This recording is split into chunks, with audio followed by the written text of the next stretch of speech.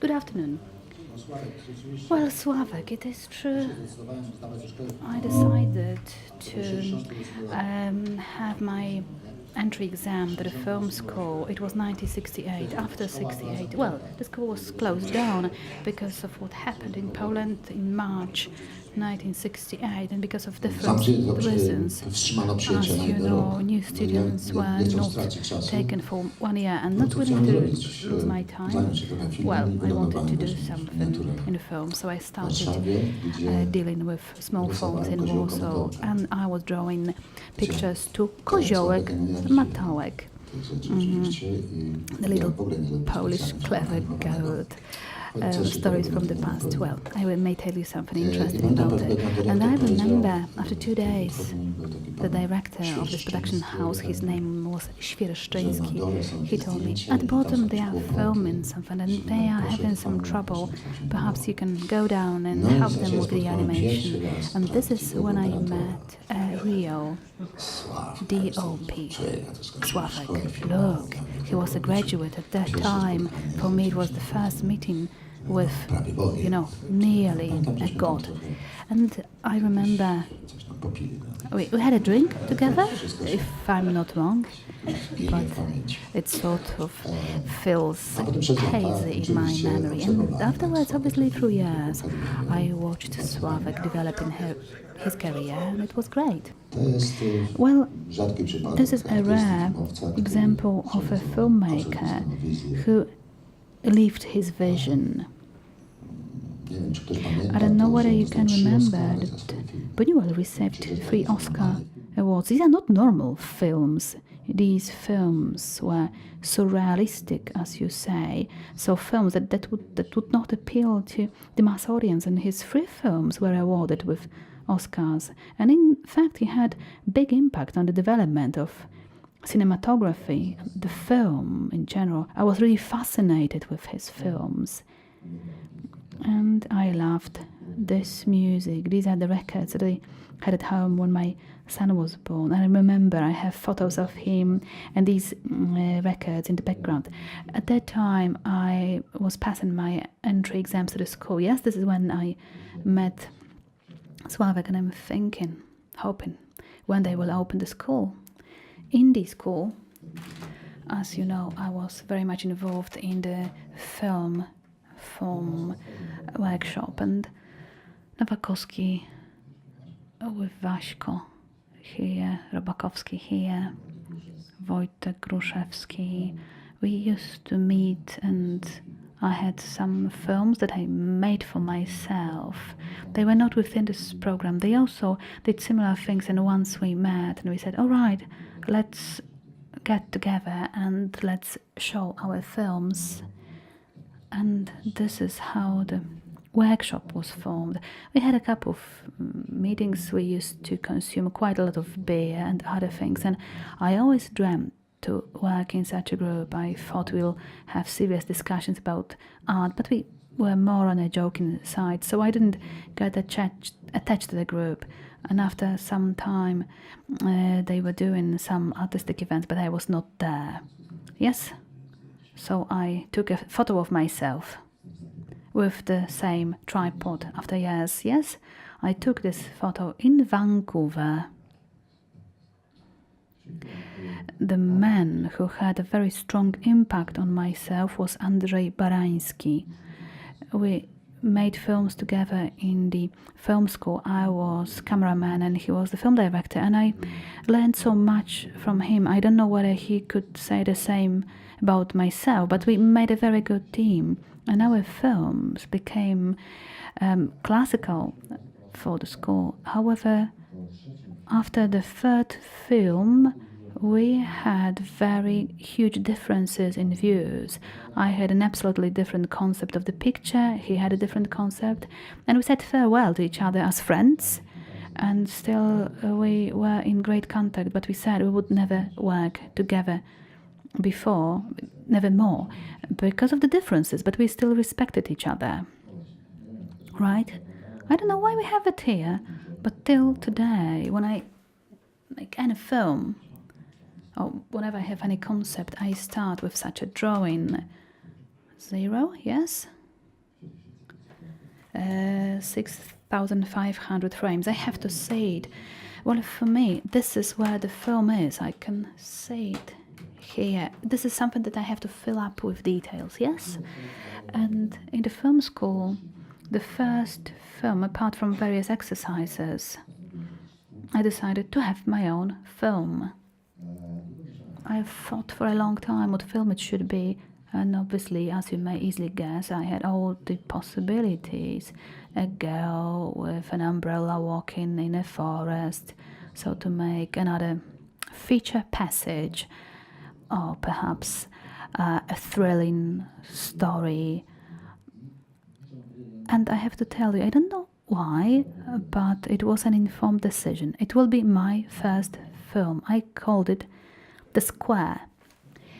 And I wasn't really aware of what I was doing, but something was suggesting to me it must be your first film. At that time, I didn't know, to be honest.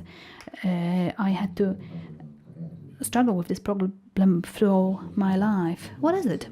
I made a series of photos of a man, black velvet camera from the top, and the man had 36 or something phases of movement, and he's clothed in a loop, and I decided to describe these photos with white and black squares. Where is him? His body white, he's not there, black. I didn't know it would take so much time, because this is the arrangement of the phrase of the squares, the more of the squares. It really took me so much time to rearrange the frames for every shot. I worked on it throughout the whole holiday. I had keys to the film school. And well, I'll come back to this film later. I got interested with all the things that were on the film and associated with the time and sound, and then I realized you can depict the sound, and I made another film. All these things attracted my attention. I was able to analyze the music on the basis of this picture, so I can make a film for the music without listening to the music, without any playback. And this film was made, I remember, I was cutting my material with scissors in the kitchen. I looked at the soundtrack and I put the pictures together without any proper edition table.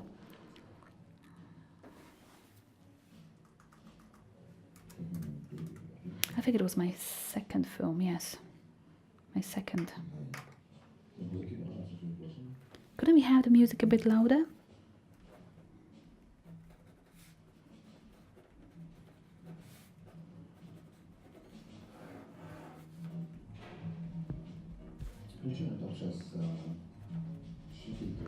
I had 3 or 4 color filters. Well, obviously I also had to cut the music at a certain moment. However, among the pictures you will see, yes, for a moment you will see something from my world. So, Renaissance portrait.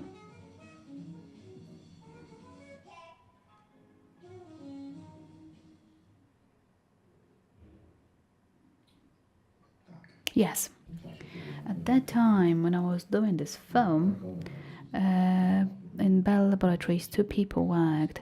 Dennis Ritchie and Ken Thompson. Ritchie, this one, Ken, this one. They started working to develop, how to say it, simple, understandable computer language. My debut, it was this film, Plumbers. When I decided, well, I made a number of charts, musical composition, and I wanted to make a connection between fine arts and music. I loved jazz, Zbyszek Namysłowski was the jazz of Poland, and I showed him all the charts, I explained things, development of music, development of the picture. He looked at it and said, all right, and he composed something. And yes, you know, the only opportunity, I couldn't do it other ways. We just met in the radio, in the Polish radio in Warsaw. There was the recording session, and I just could listen to the music already at that moment. And I couldn't say, Master, I don't really like your work, it's not what I expected. But at the same time, I realized that it's never so easy with the music and picture. These are very different forms of recording, and this is how it was. But I made this film, Plumbers, or Music Art in English. This is not what I expected. However, I drew all these pictures, yes? All the things that later on became the key effects in Switchers or in other edition programs. This is just a part of the film.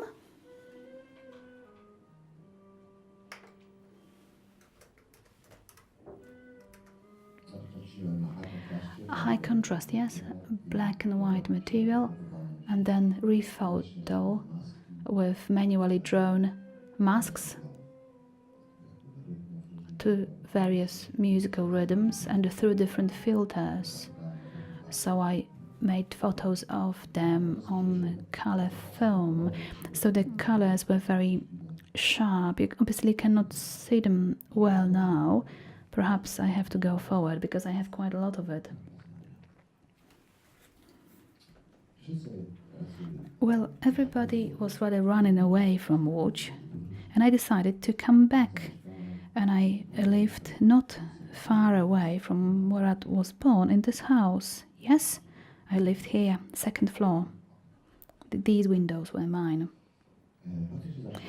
Well, I made friends with Zbigniew Rybczyński. I have to meet him. I was postponing it for such a long time. I haven't seen him long. As you know, he was one of very few people in Poland that dealt with electronic music. But for Penderecki, he did some things.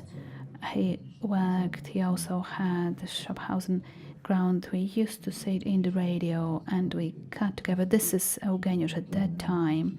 We were editing, cutting, putting things together late at night when the studio was free. We made different compositions, and this is my film Soup. I wanted to make a film that would be really disgusting. You know, I wanted to produce the most disgusting pictures that I could about my life, about our reality. But the music was made before the film.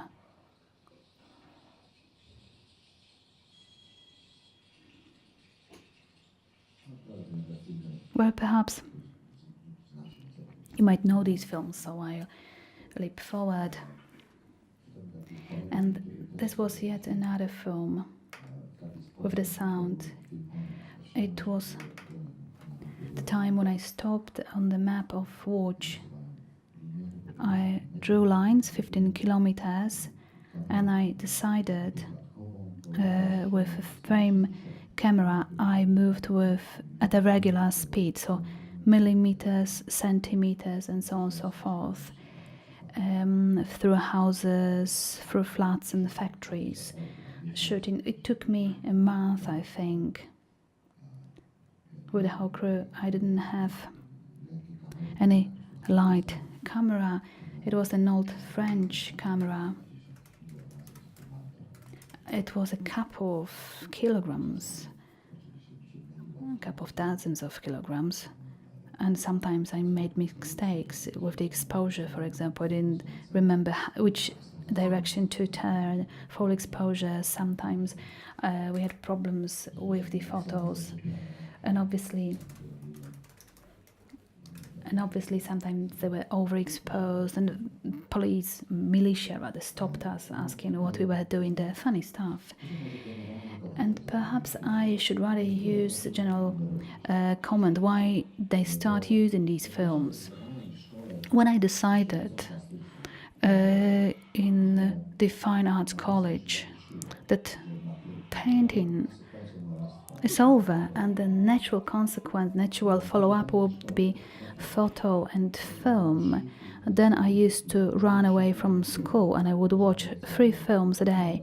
The first screening at Warsaw was usually at 10 a.m. until 3 or 4 p.m. I would watch some 2, 3, 4 films, and I have certificates from school. Well, this is why I was stopped for a longer time.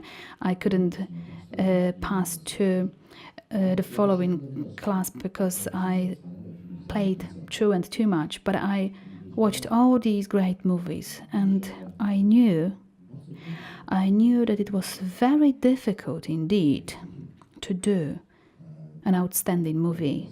And my interest in the history of art when I was a small boy and used to run away to museums, well, then I had this reverence for paintings, and I tried to treat film in the same way. You remember, in the 60s, films were incredible, and everything that happened, also in music, it was a very interesting period, the beginning of films in Japan, Harakiri, Kobayashi,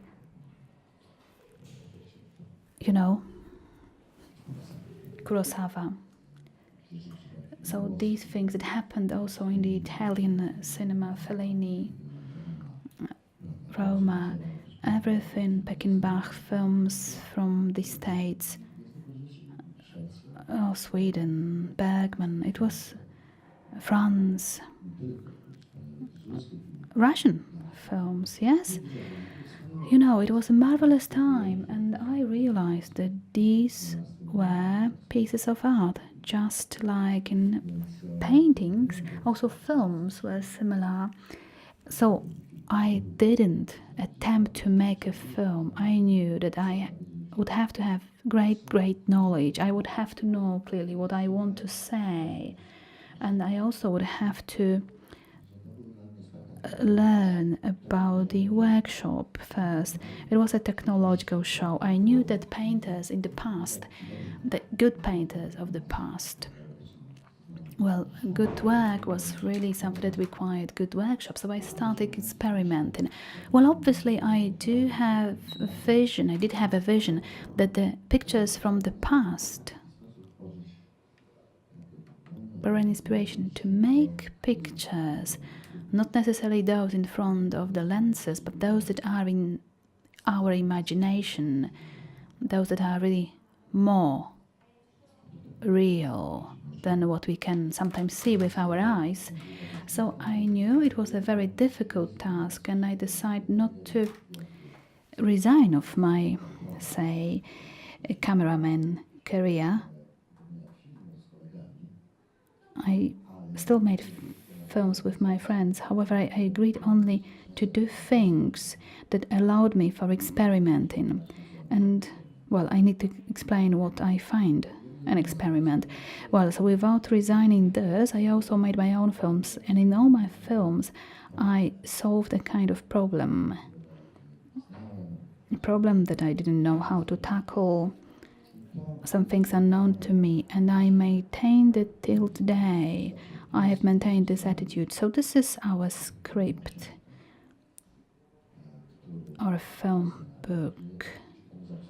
With this recording, I was able to make the film 9 screens, 1 character getting through all the frames, and there are stories of over 30 people. Each of them has a mini story. Yes, and I also met Janusz Hajdun, a man who at that time, for our generation, what time was it?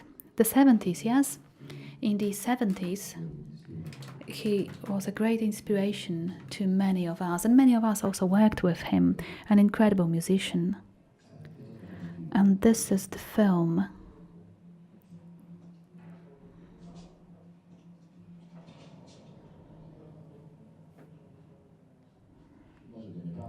Maybe it's not true, but many times in Los Angeles, in the academy, they told me, if we had known this film, it would have been given an Oscar.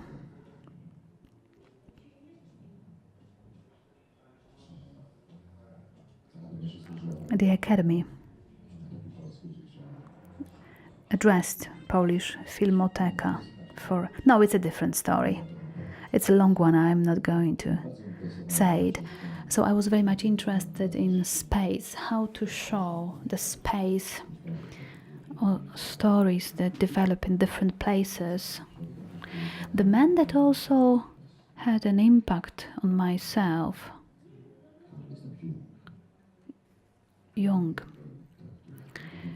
Carl Jung, I treat him as an outstanding philosopher, thinker, an artist. He's remembered as a psychiatrist. However, he was an incredible man, and I acknowledge him for the fact that he asked 1,000 of questions. He defined questions very well. At the very same time, when I did my square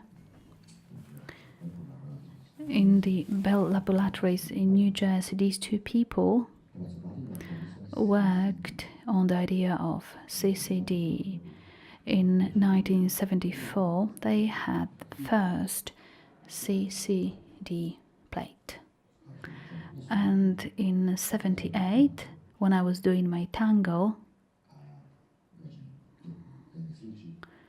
Dennis Ritchie completed and published his C programming language book. It's a pity I didn't know this world. I knew nothing about it.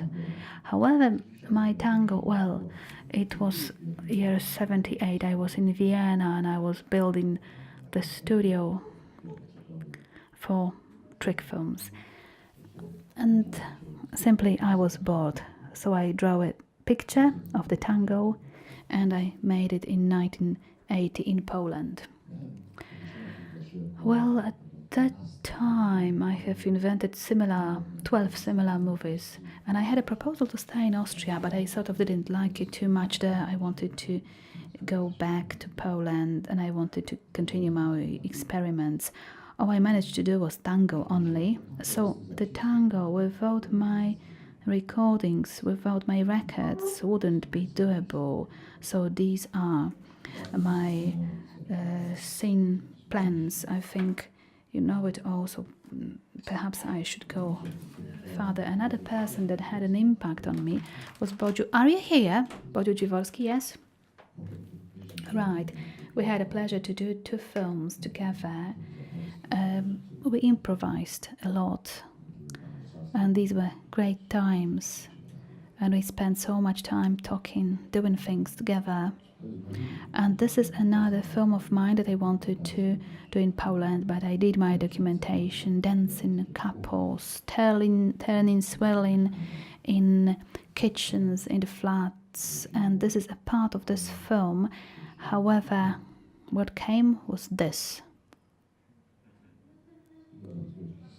So, to cut it briefly, it was obviously the martial law introduction in Poland. So with a friend of mine, I managed to get out of Poland. We took a photo together, obviously after many years, when we met again in Vienna.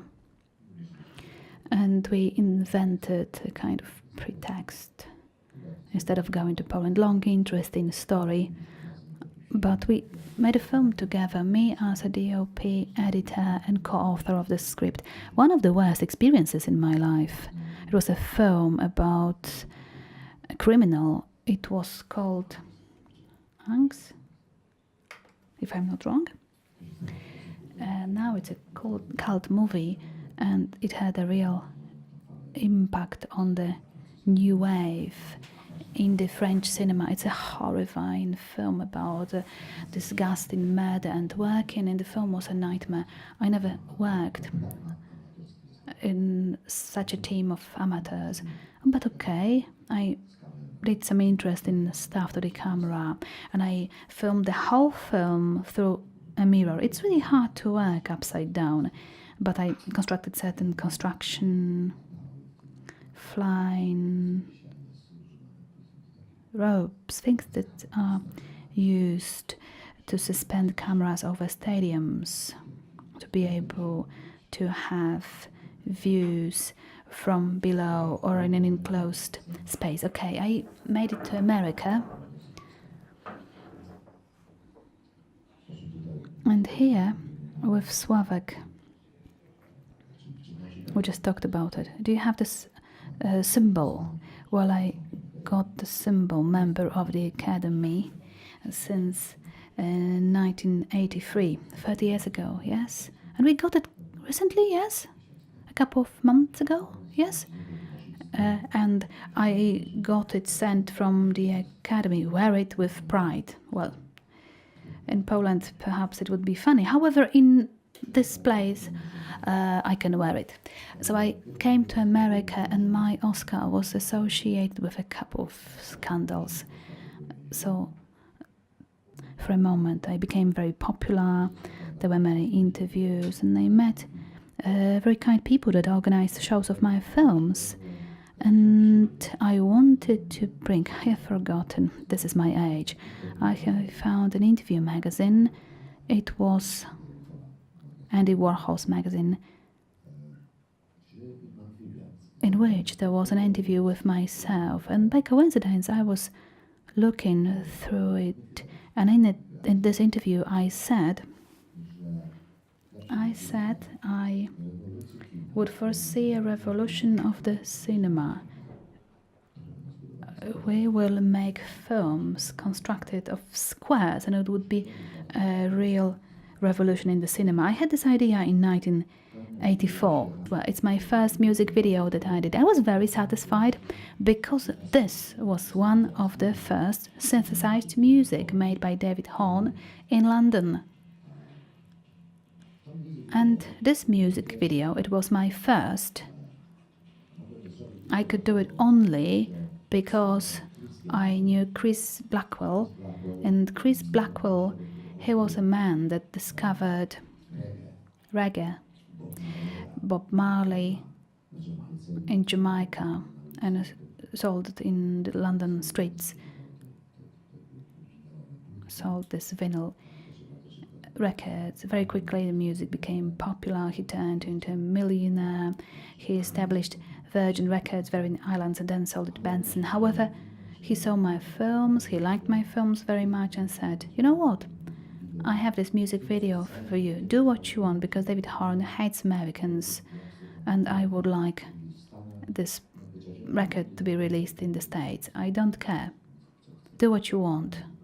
All right, so I got absolute freedom, and I was happy because I could do great music. And the music video became #1 in the States.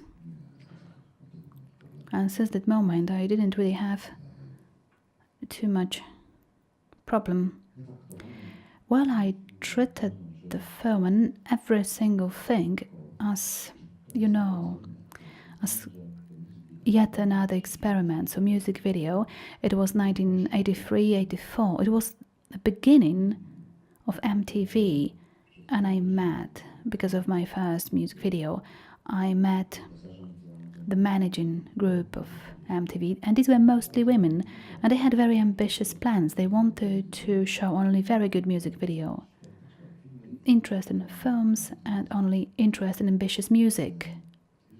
And yes, there were such people in England, Corinne Bream. They made great music for Lockheed, Herbie Hancock, and such a video with the change in face. These were perfect executions, and I thought, well, interesting things happen. There is money for short films. You have instant distribution and broadcast, and for the young generations, I thought, wow. And at the same time, I could feel that absolutely new trends started developing. When I was in an American studio, NBC studio, for the first time, and I could see the quality of the TV image. It was not standard broadcast. However, the quality was so much enhanced that I was fascinated with it. I said, these are the tools of our times. You have to work with it. Something new will be born, some new music, some new picture. So I was very willing to experiment, and I decided to work with video.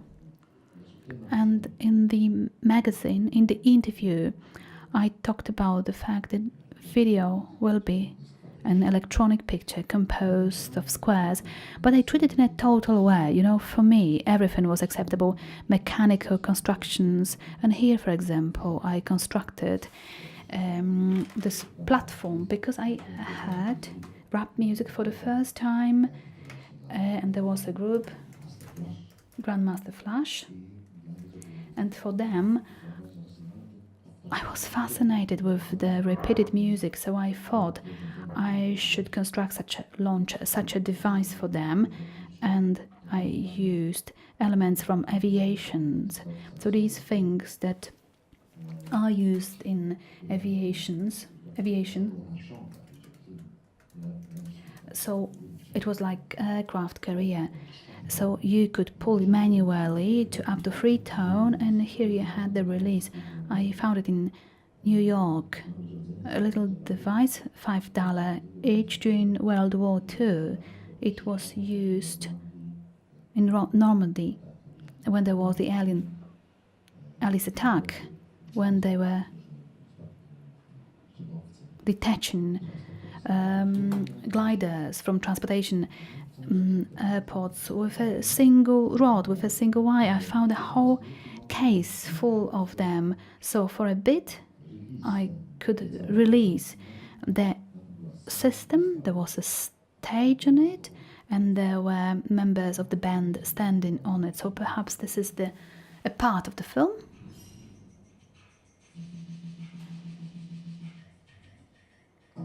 However, what was also interesting then, I realized the incredible benefit of time code in the video. I made this video before it was shot. I mean, I gave all the bits, all the cuts to the editor based on music analysis. I gave it to them before execution. It was divided into over 100 of takes. And simply he pressed the button, which one? Number 3, and the machines were set. And the last take, and I had my reel ready. And another benefit of electronics for me was what for post-production should be used. When for the first time I made it to the studio at Times Square, I was invited. Well, there are so many stories. I try to cut it down somehow. So when I entered the West post-production studio, and I could see thousands of screens and the panel, I said, what the picture is in machines? What kind of machines? Like recorders? Could I see the machine? Yes, please. So at the background, some rooms, air conditioning, and I say, all right, I understand. These machines keep the pictures. However, how do they connect? Cables. Could I see the cables? And they show me, the leads in the floor, and I say, but why don't you have these machines in the studio? Because this is the way you do and work. You mean what? We record pictures in the studio, you bring them here and you cut them there. Why couldn't you cut them while recording? And he said, well, because we don't work like this. So in my first execution, I said, could you please transfer the machines to the studio? And I have to tell you that these people said, marvelous, cool, great, we can do it. I was not aware that it would be associated with dismantling of the studio.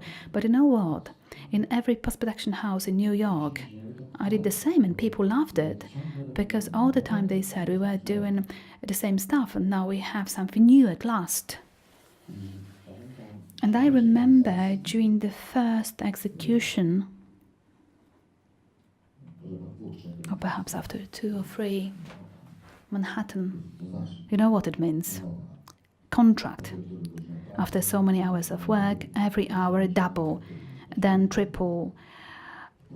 And after 3 executions, I never paid for the studio, and I never worked more than 3 or 4 days.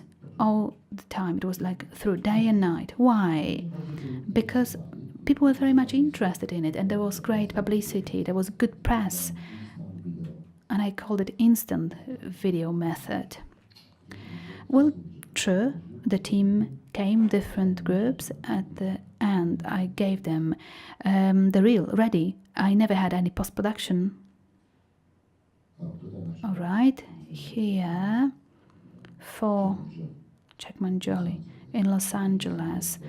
In Los Angeles, there was such a company, Schumann Studio. They went bankrupt because of this video, but okay, he agreed. There I made with 6 cameras, 6 cameras, and these were fast recorders, Sony recorders, and you could record at different speed. So I recorded, I think 10 times faster, and then I could, or slower, I don't know, you know, simply with a different speed I could do it with the girl. Yes, the screens, 60 pounds, and she really carried them around. Well, she was athletic, a Polish girl, beautiful woman, and she, to the rhythm, she could rearrange them. It was very complicated. 6 cameras, 6 machines, 6 recorders at different speeds. However, yes, a great experience. I remember I made this great thing.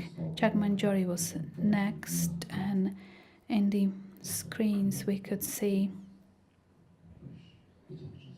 well, I knew I was changing the man, and these are parts from it.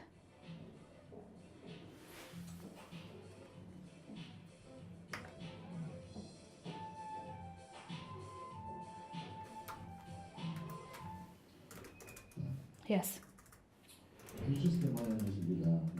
And all my music videos had this kind of shooting plan.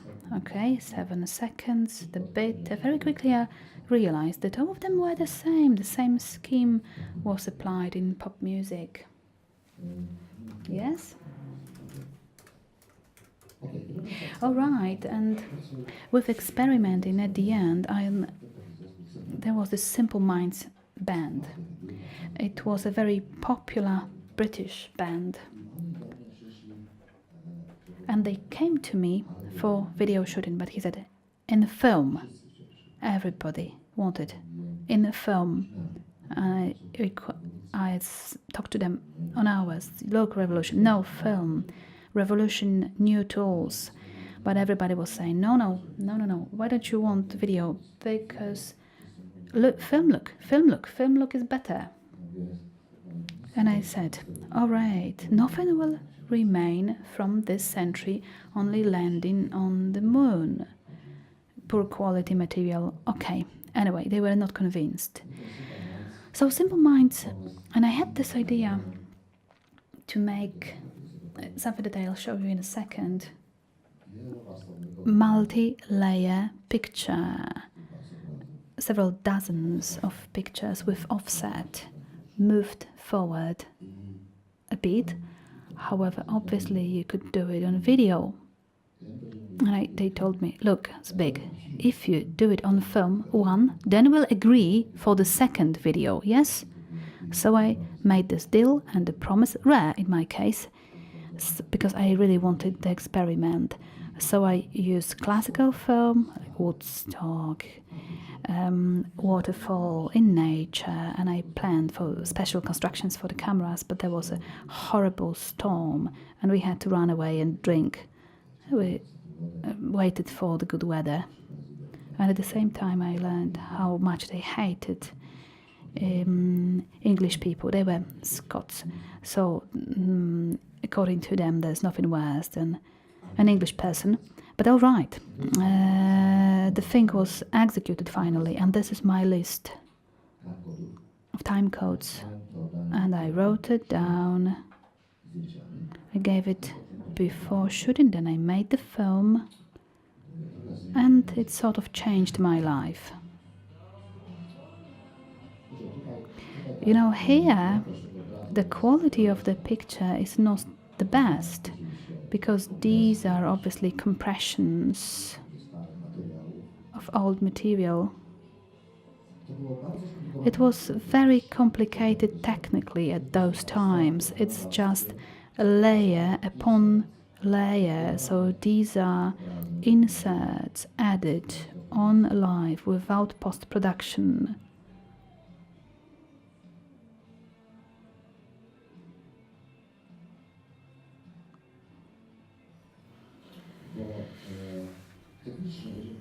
Well, technically, what was it about? At the time, video was analog, and every new signal, well, it was not determined in the studios. I think even today, with digital imagining, it was not determined scientifically, the horizontal location of the picture was not determined. I entered the best studios and I said, look, I want the same material recorded by 3 machines, and now please edit. Yes, insert from one machine to the other. And always the picture was jumping all over the place. And people, when they look at pictures, they are not really sensitive to the shift. It was a problem of synchronization. And it was very difficult indeed to synchronize several recorders. To do something like this, you have to operate 4 machines.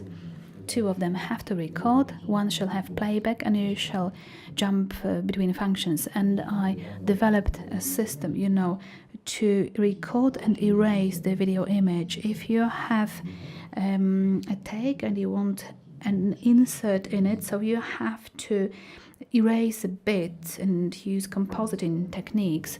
So technically it was not doable. However, there was a studio at Electronics. There I met very nice people, and they worked for RCA in the construction of the first color TV camera, and they liked it so much, so we did such an experiment together. And surely, when I gave them the reel as always, then I learned from Jim Kerr, the main artist, that he sang the text. And he said, it's big. You know what text it was? I don't know. It is the letter of Valensa's wife at the time he was imprisoned. And I said, look, we've worked for 3 months together, and you're saying it to me now? And he said, sorry, it's big. But perhaps it's irrelevant. And these are other things. Pet Shop Boys. I just wanted to know what to do so that different layers recorded at different times could show people in interaction with each other.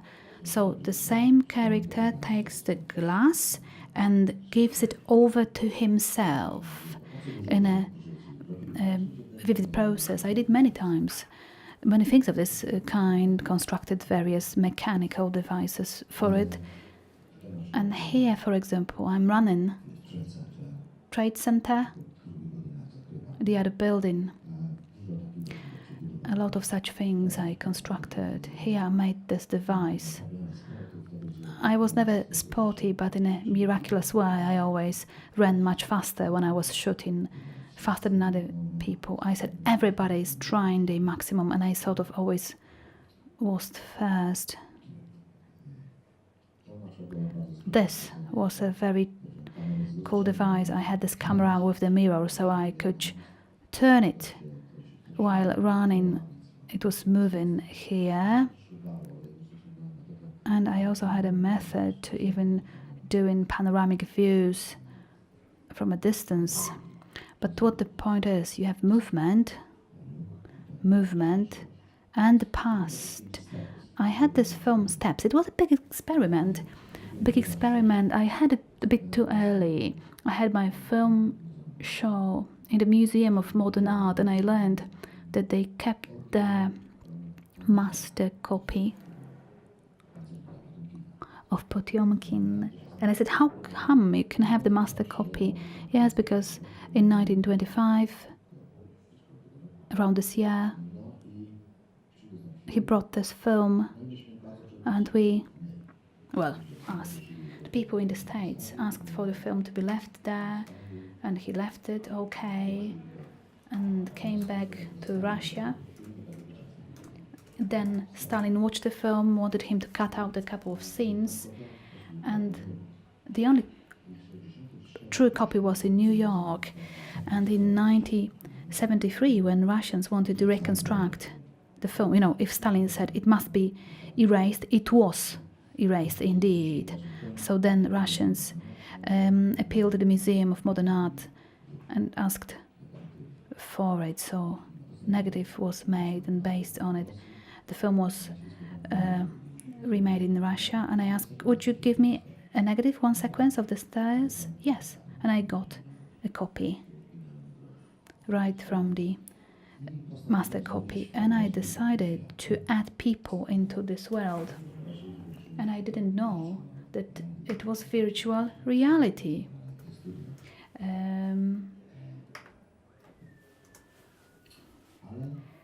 However, I experienced something which was like a trip into the past, because I used my old methods from the tango, pictures, drawings. So I had this material on 8 machines. On 8 machines, 8 layers, which I was projecting, and I could see in the screen when I was setting up my scene and my actors. I was standing in between the running soldiers, and I tried to not to be in the way, and I looked at the images, and I was sort of in the past.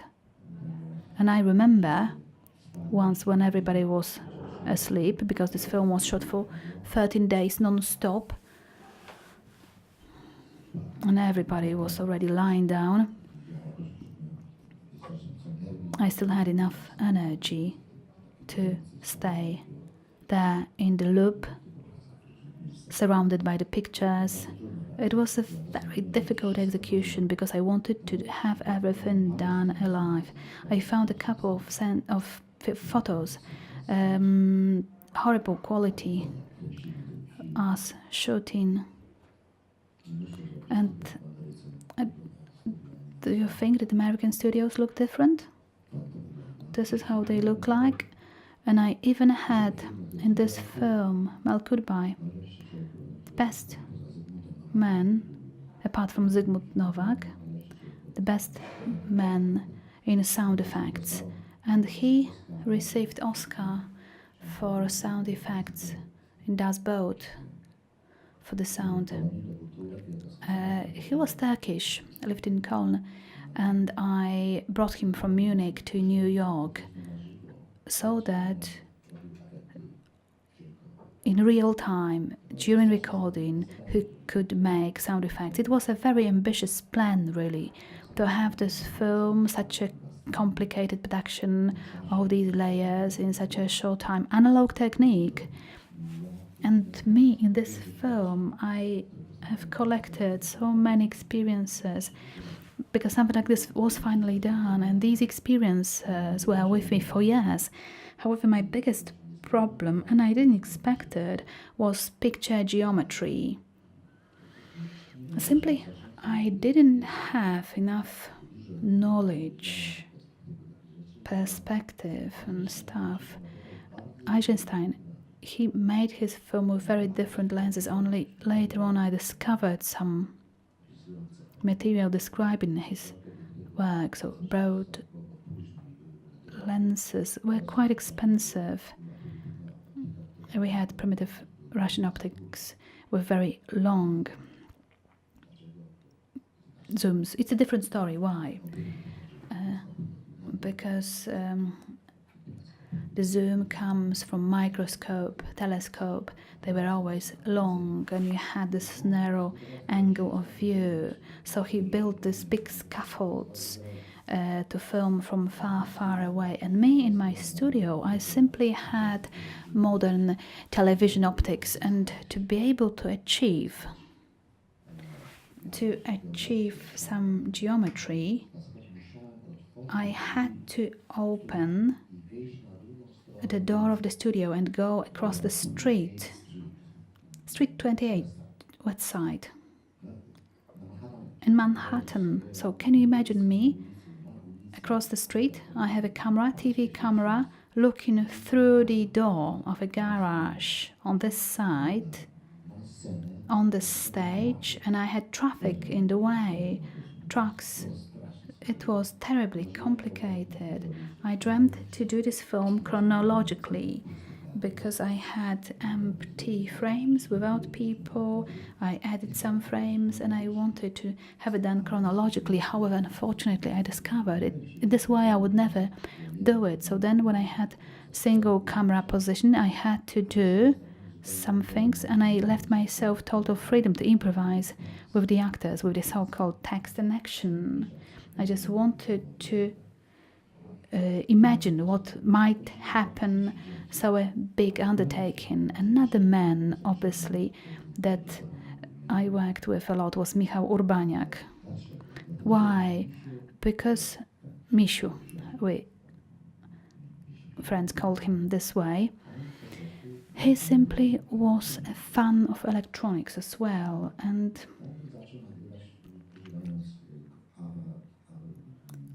he started recording. What's the name? Atari, yes, the computer, and he had first Muka synthesizers in 86, 87, and he records most of his things electronically. We spent nights together. 1985, and this is the first Microsoft Windows. Yes. And as you can see, 16-track recorder, the first digital. So first digital devices were launched. It was a disc recorder, Abacus, and what was it? And we also had ADO, so a device that could enlarge or reduce the picture in live signal time. And I remember I took 4 cameras, every camera one of such device, and this film, Mr. Mister, was made with this method. So here we joined dynamic pictures. One musician on one machine and the other on another one. You can, I think, see all the components. And here, every camera for one phase. And obviously our studio, all our studios, it was obviously a mess of cables, but I always thought that all these machines had to be used during filming. Yes, I worked with Lou Reed.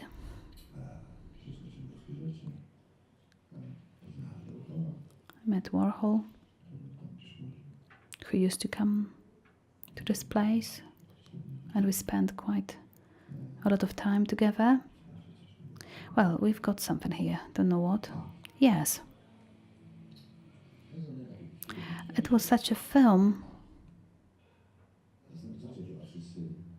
You all must know this freeze element with cameras, so I built it and it had some impact on the development of this device, because I used to film with 16 cameras, and I decided to have a big ring made of pipes, 16 cameras of 16 millimeters, cameras that were arranged and set on the same point, and I thought, now if I film with these cameras and I find a thing, then by changing the camera, yes, the same frame will have free frame.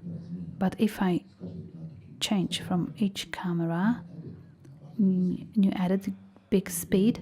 So I had this experiment, and all these videos lasted never than 4 days. MTV called me on Monday, and on Friday the product was ready. In this case, I had to re-photo the material.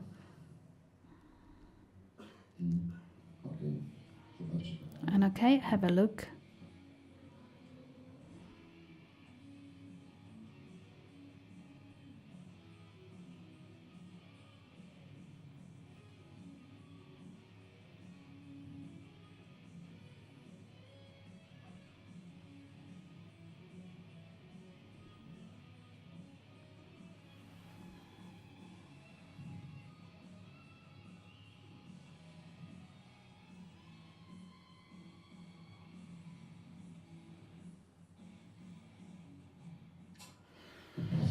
The stripes,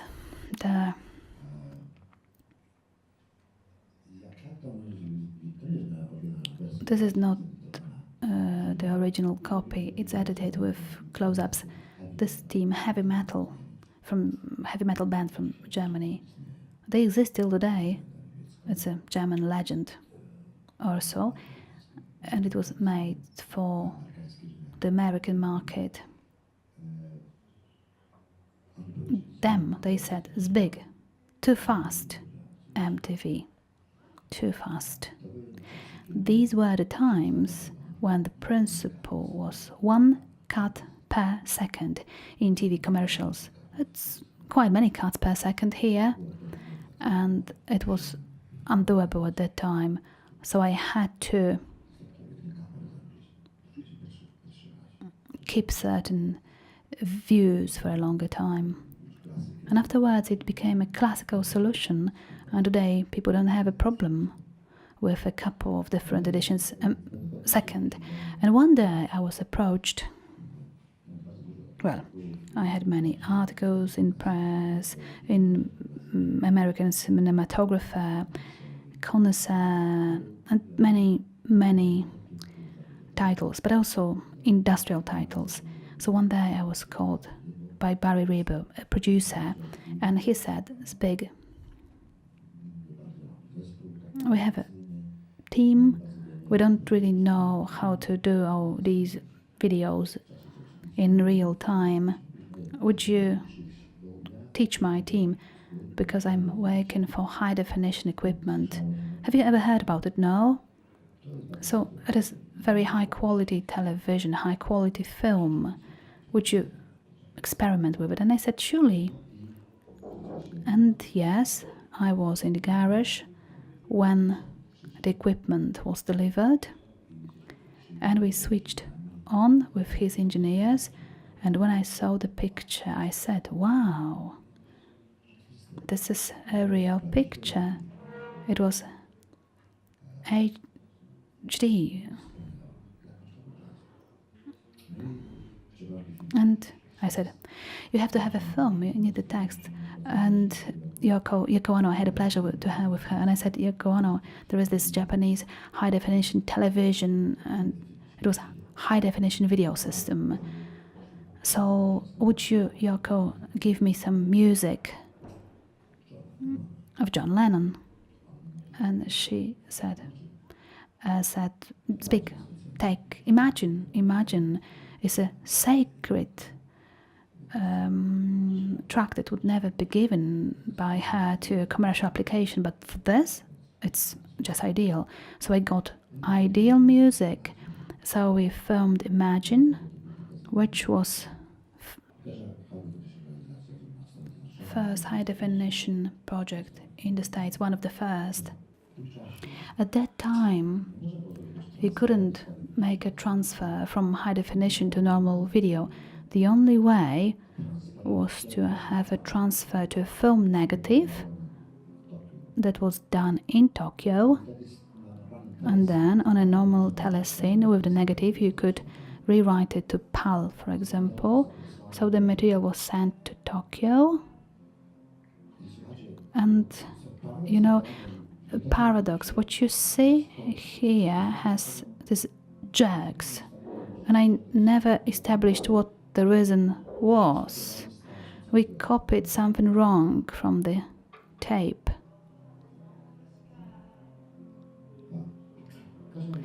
Well, it was HD transferred to the film and from the film to video. But I have a machine from that times. We did a new transfer, but here unfortunately it's not that one.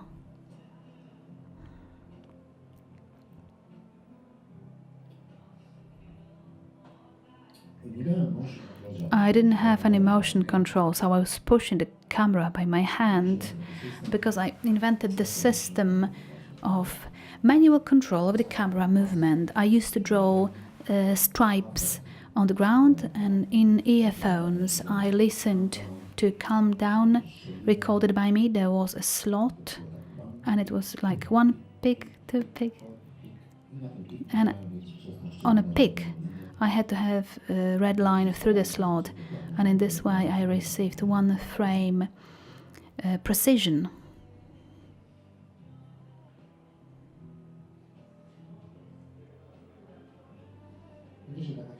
You know, such a story obviously had hundreds of repetition. I have a collection of 19th imagines for different advertisement reasons or other. And obviously such things, such schemes are very often repeated. I made it in such a way. First I made Manhattan from New Jersey, and it was just a single room, blue screen on the left, on the right, and the room matches the other room while the camera is being pushed forward.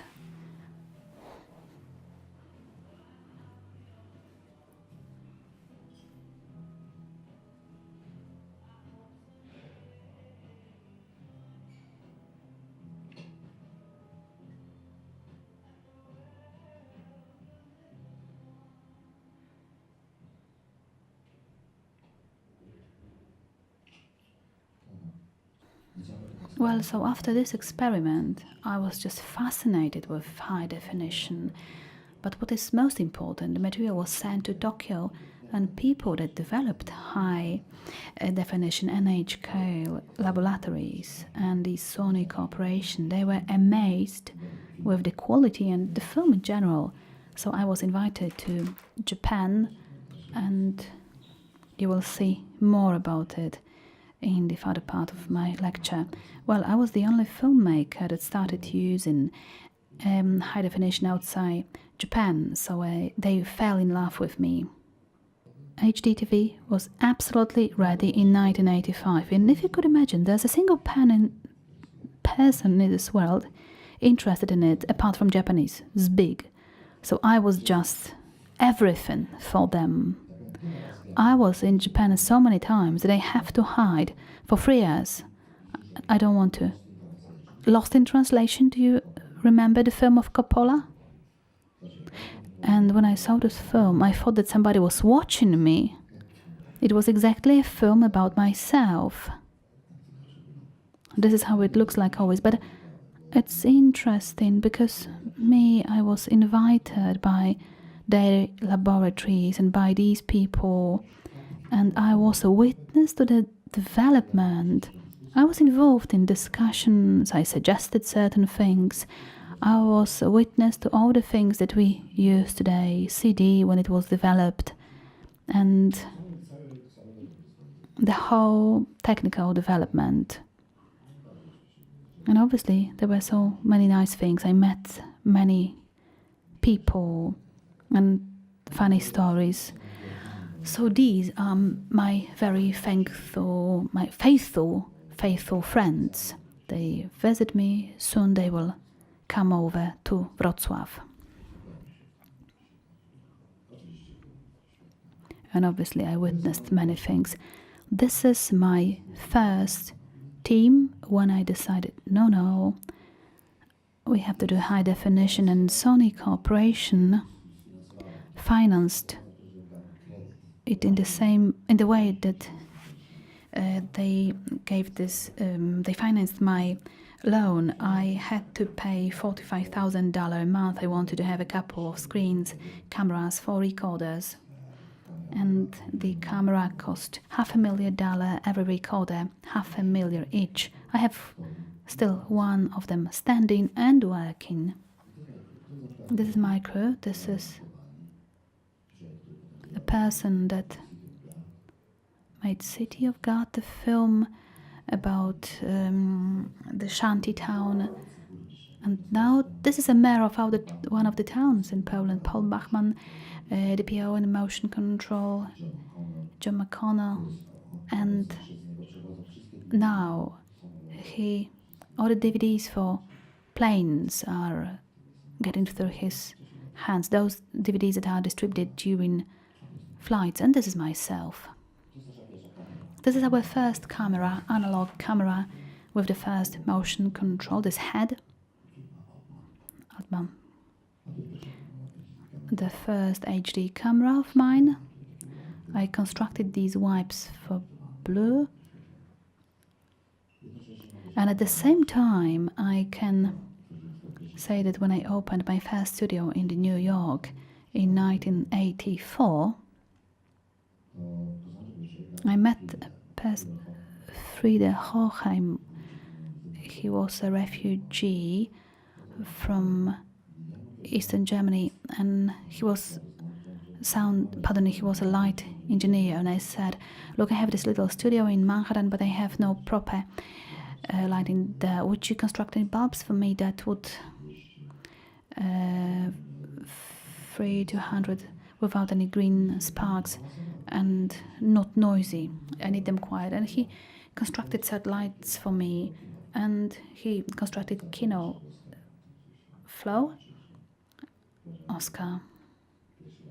So for the first time, such experimental lights were used in my studio in 1994, in my studio in Manhattan. Afterwards, he sold me all these bulbs at a cost of components, because I constructed such a big studio. I had 800 of such bulbs.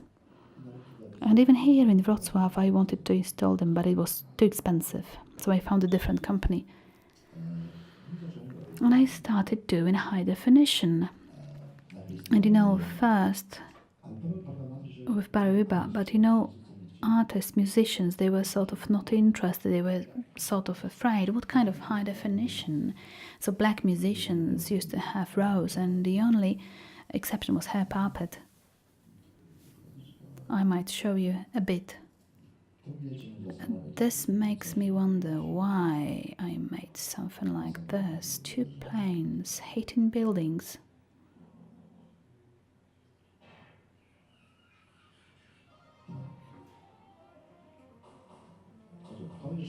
Look, this was high quality indeed. If you could see it in HD. Even the transfer to the film was made. It was fantastic quality. And I also did it with my non-post-production method. Everything shot live.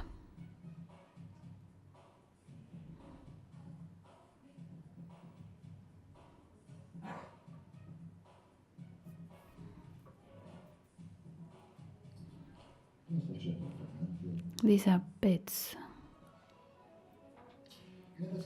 And I did all these things when I watched the screen. And for example, I watched these pictures and I moved the camera looking at the screen, and I always used illusions. The majority or minority in the picture, you had an impression of flying.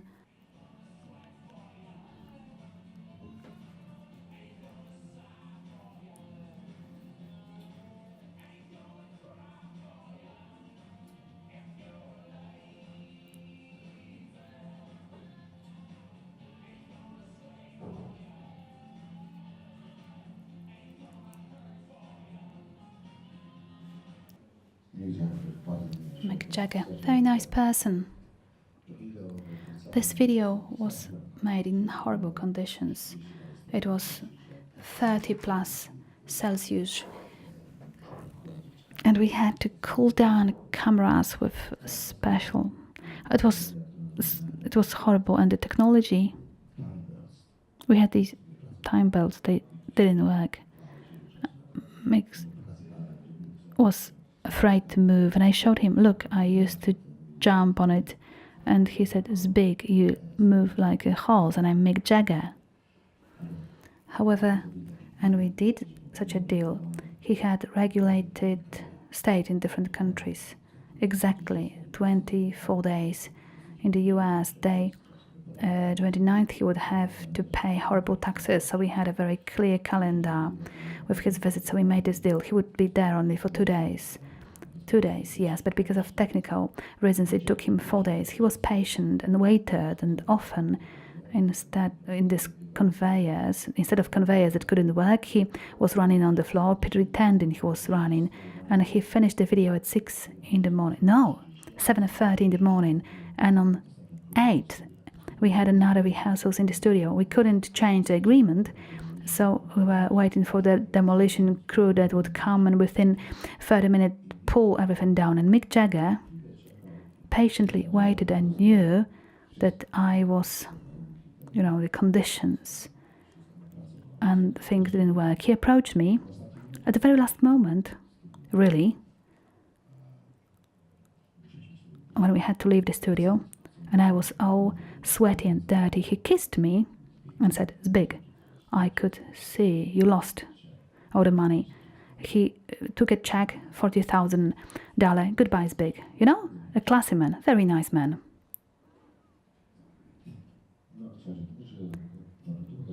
Right? The only take that I like from this work, I hope it is, yes, from the film, which I wanted to make in Poland, and finally I made it in America. And this is my final take from a film. This is such a thing that rolls in and rolls out. It shows the process of the future and the process of the past. With such experiments like this film, after years, I puzzled different people and I could contact different people. For me, it's the greatest achievement in my life, I believe. Because of this film, perhaps I'm talking about it too lengthy. I had an opportunity to talk, for example, to auto wrestler, or I could take meetings in the club of the 7th, the most outstanding group of quantum physics. I could have serious discussions about the universe and all its secrets and the stage of science and how much we know about the universe today. 1985, at the same time, C+ development. I worked with flip glass, Reisman. I tried to find a connection between music, my real passion, and the length of frames in film, so video editing, so that we could edit or write things for music in the very same way as to synchronize these two worlds. And here I adjusted the length to the frames, and here we used something like this, a very preliminary stage to edit the whole film, in which we used such Macintosh application. I perhaps jump it. The development of a film. Paganini.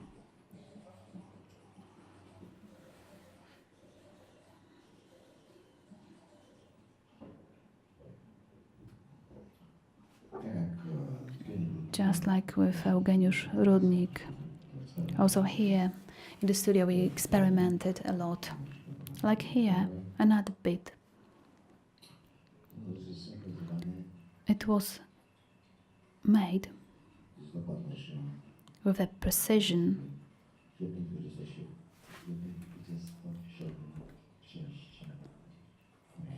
1/27th of a frame. But you would have to see it in HD. In this take at the end, when you have crescendo of the capers, you will have 27 events with the plate within 1 second. And it is visible. Synchronization is visible, but you need normal HD screen.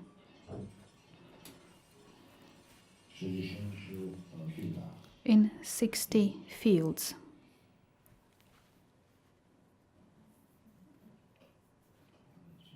All right. And in the meantime, I had very many experiences or work associated with movement. I started constructing different studios. The lights developed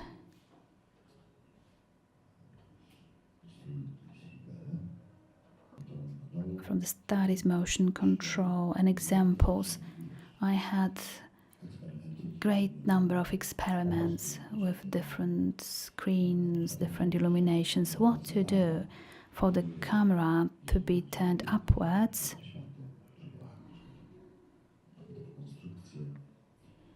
I tried with such constructions and I studied endlessly the problems of motion. These things are very complicated, and we had some devices here with which one day I was cutting the floor. These are the people that came. There's a storm and just cut out. One man could lift a bit of concrete that size.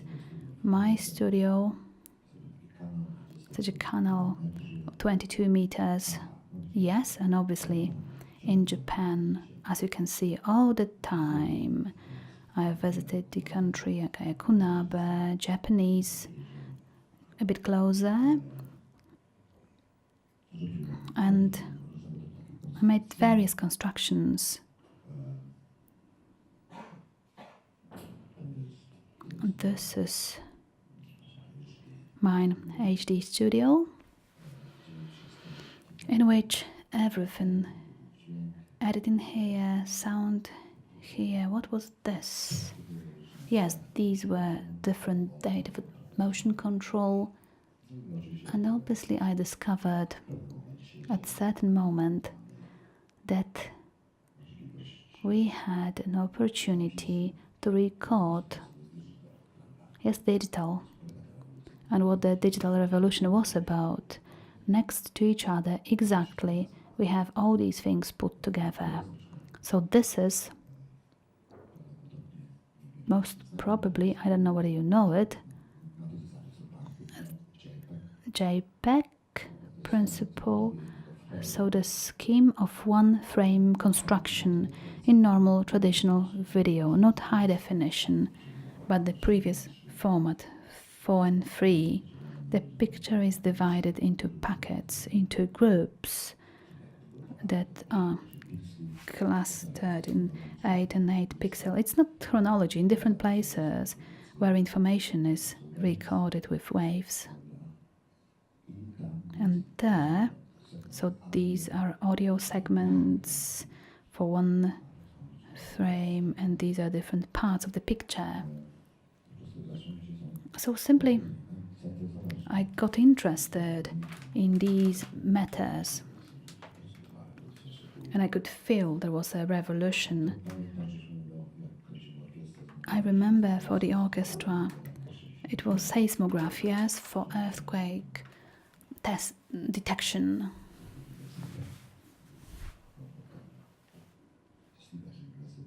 Stevens University. We made such an interpretation of the musical score, and I could calculate frames of fields, some accents in music. And with this, I could be very precise in making films. It was all done, in my live system, never post-production. And I started developing very many different techniques.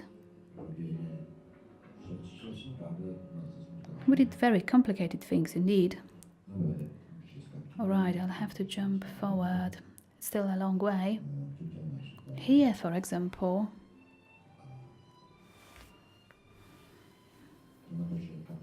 this I made in a cathedral in France.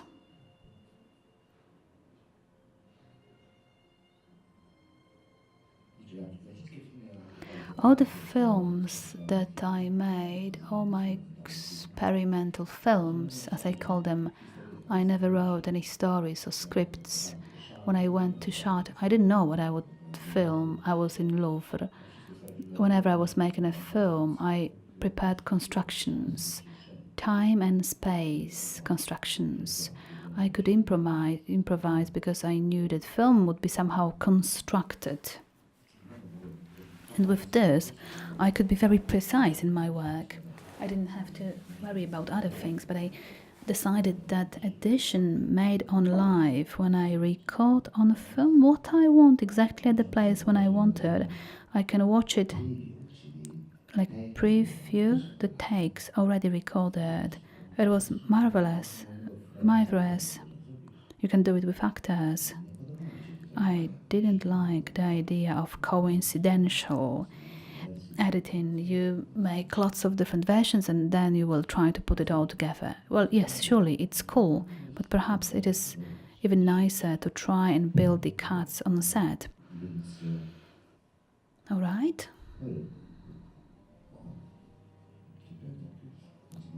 Here, my brother, Viciu, marching up. The story of this film is interesting. This film, with such a group of Russian directors that came to the US during the old system, and they asked me for copies of films. Okay, I gave it to them, and this film was shown at 8 in the evening on the day when Yeltsin became the president of Russia. And this is the day when the Soviet Union fell down, when the modern Russia started. 3 of my films were shown Channel 1. There were 2 channels in Russia then. So they took the orchestra, showed the steps, and for them I also had a film about drunk cosmonaut. So I became very well known in Russia. I didn't know about it. Only after many years, when I was invited to Russia, I learned. And they told me this story. However, well, there are many stories of this kind. And for example, when I work on something, there was a film about Franz Kafka, and first I had to make a drawing of his life, of important events or works. To be able to make a film, I had to visualize his life, and it's a script of one of my features that I decided not to do. And here in the script plan, I have all the details, and this is my Kafka film plan. Until today, it's my most complex execution.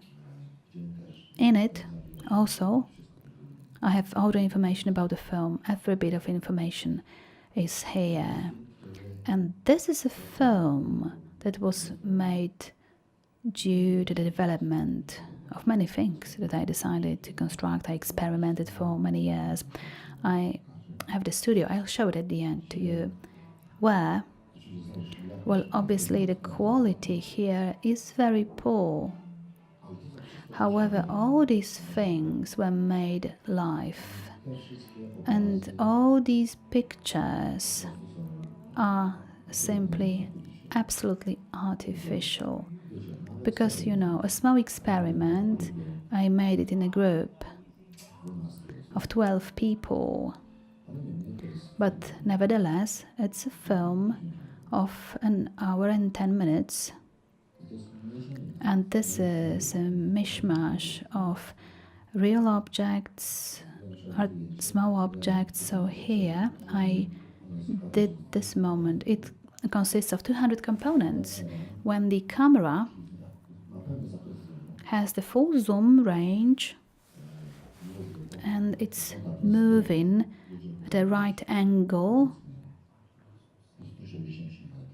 for 180 meters, there's the full roll of the camera and it's moving from 3 meters high to 1.5 meters underground. And all these pictures are separate exposures, very small parts of models, and all these things interconnected. This is one exposition, this is another exposition, and this is multiplication of the arch filmed upside down. And as you can see, the world is interconnected. And I showed this film, I explained the technology at British Studio. There is such an institute, British Institute of Special Effects. Sławek, you were there. Yes, and there was Lucas Group, and I said, impossible. No. With a single motion control, they won't be able to repeat the motion. Okay, because every element was made a photo of with a different motion. When you make a repetition, you know, all the elements filmed with a different motion. I said yes. So they couldn't understand. Here, for example, with the small crew, I made this part in the cathedral. A single column, a single wall, that size of the column, and the wall with stained glass and a bit of floor, and it was multiplied in the space with motion control.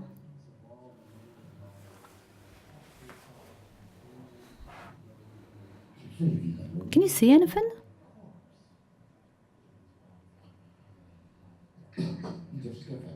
All the effects. So, for example, now the permeation, they are live, made on screen.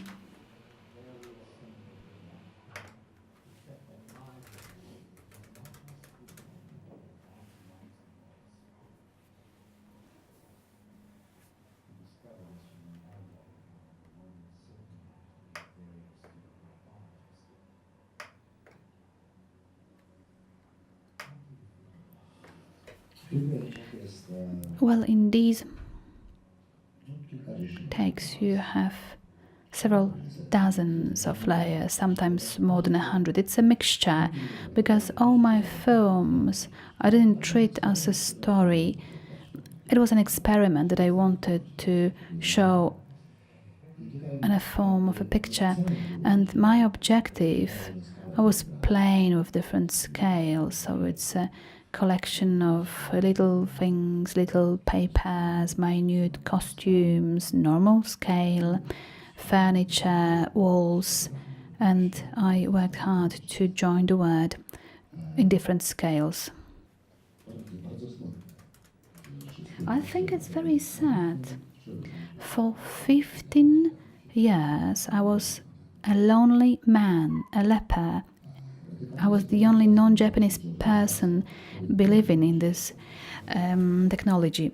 Lucas was also against, or rather his engineers were against the technology. The whole team was against it.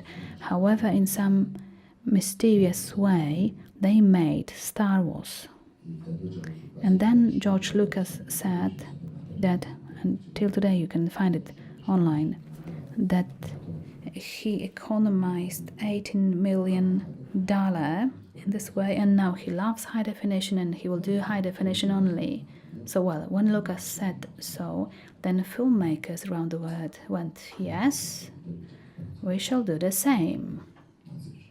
We should also use digital solutions, but this man, really, I spent so much time with him, and he had marvelous plans and he could understand the revolution. However, not for the first time in my life, one day I went out and saw New York Post. I was walking with my dog. He died of sepsis. A couple of days after talking to me when he said, "Speak, why are you smoking and drinking?" Yet another studio of mine. Motion control. We have big stage, 2 rotations. This is the picture that we are used to. And do we really see it this way? Do we really see the world this way? Or that way? Or like this?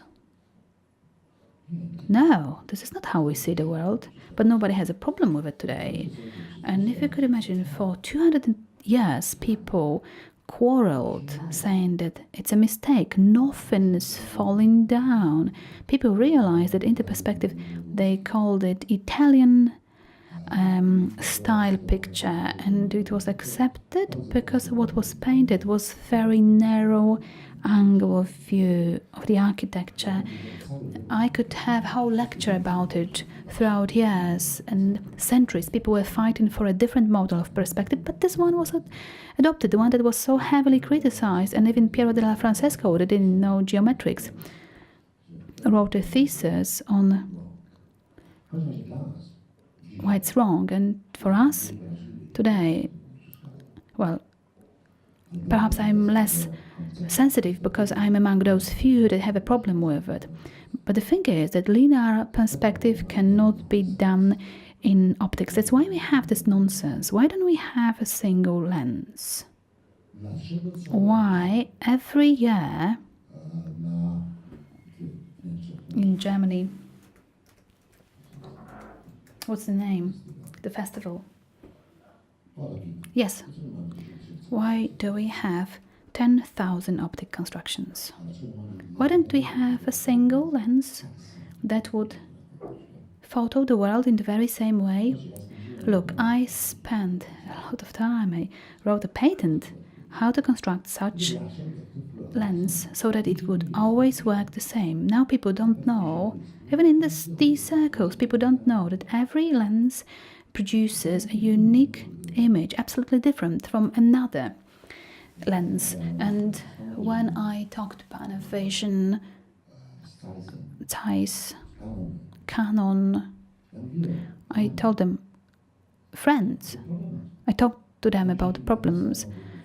Fuji, Cine, Picture, and Canon also constructed something like this with my input. And the answer is very simple. Mr. Rybczyński, you would like to construct a single lens. Yes. And how much do you think it will cost? And I say, it should be cheaper than potato. $1. I have a patent in optics on the construction of such lens. So I do know something about it. And they say, Rybczyński, you know, you're talking to Tiger professor, the main designer of TAS lens. He says, you obviously know that optics, glasses, it's another science. This is like pathologists that make post-mortem.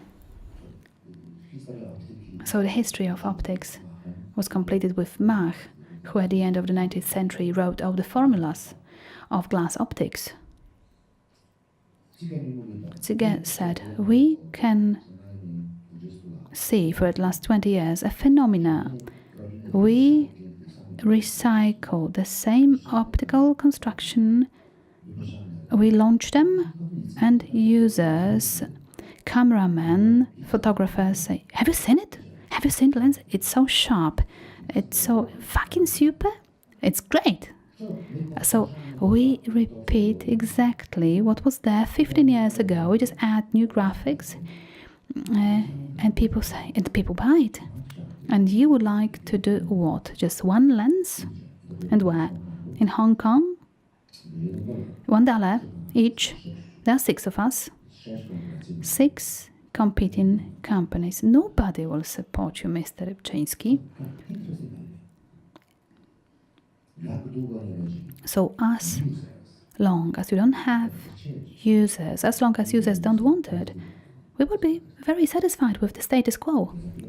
In a moment, I will show you what the best lens can do that you can produce today. Why is it so? Big brains wanted to see what we cannot see with our eyes. This is the history of the development of telescopes and microscopes. To see this, to be able to see this, or just this. For example, on this table you have best sets of lenses today. Well, I assume that we are talking about zoom. I like the idea of the zoom. It's a new tool. We have some movement in the picture. So here we have the best Fujino, 2 Fujinos, the best Canon, produced Canon. I think, thanks to my discussions with Larry Top, the president of Canon US, for years he was the head of Sony promotion in high definition. Then he stopped working in Sony and runs Canon. And for years we talked about such lens that would be no pumping, no breathing. Look, these are pictures. Canon. So if you change the focus, when you change the focus, then normal objects, it works as a zoom. Normal lenses up to 25%. We zoom by changing the focus. Yes, and for the I'm thinking about the mysterious issue of special effects. By changing the focus, we change the geometrics. It's not new zooming because you will never merge these worlds. So this is the best that you can produce. I'm sorry, wrong clicking. Canon and Fuji now. Yes? And now I will show you on great values. I need a second.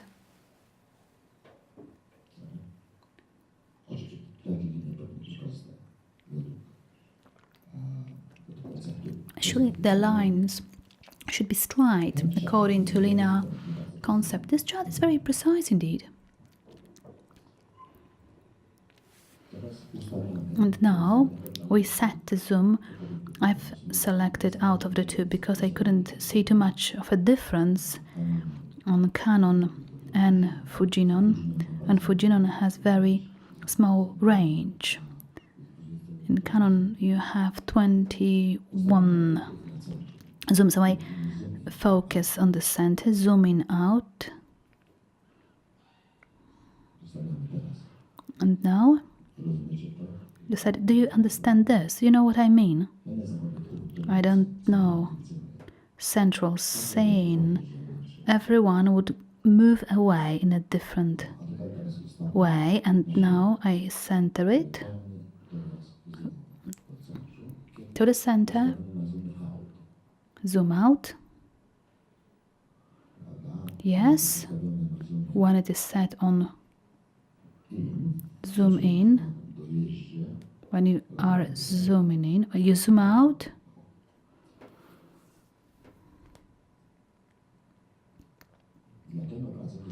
This picture, I made it 25 years ago. Nothing has changed. Every lens distorts geometrically in a different way. There's also individual RGB split chromatic distortion.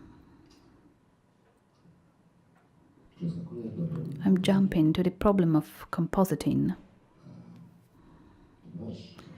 Because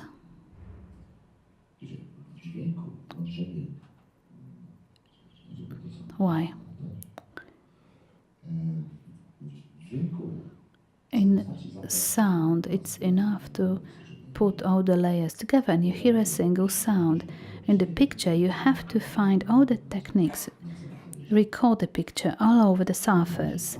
So to merge layers, you have to make a perforation in the picture to see another layer.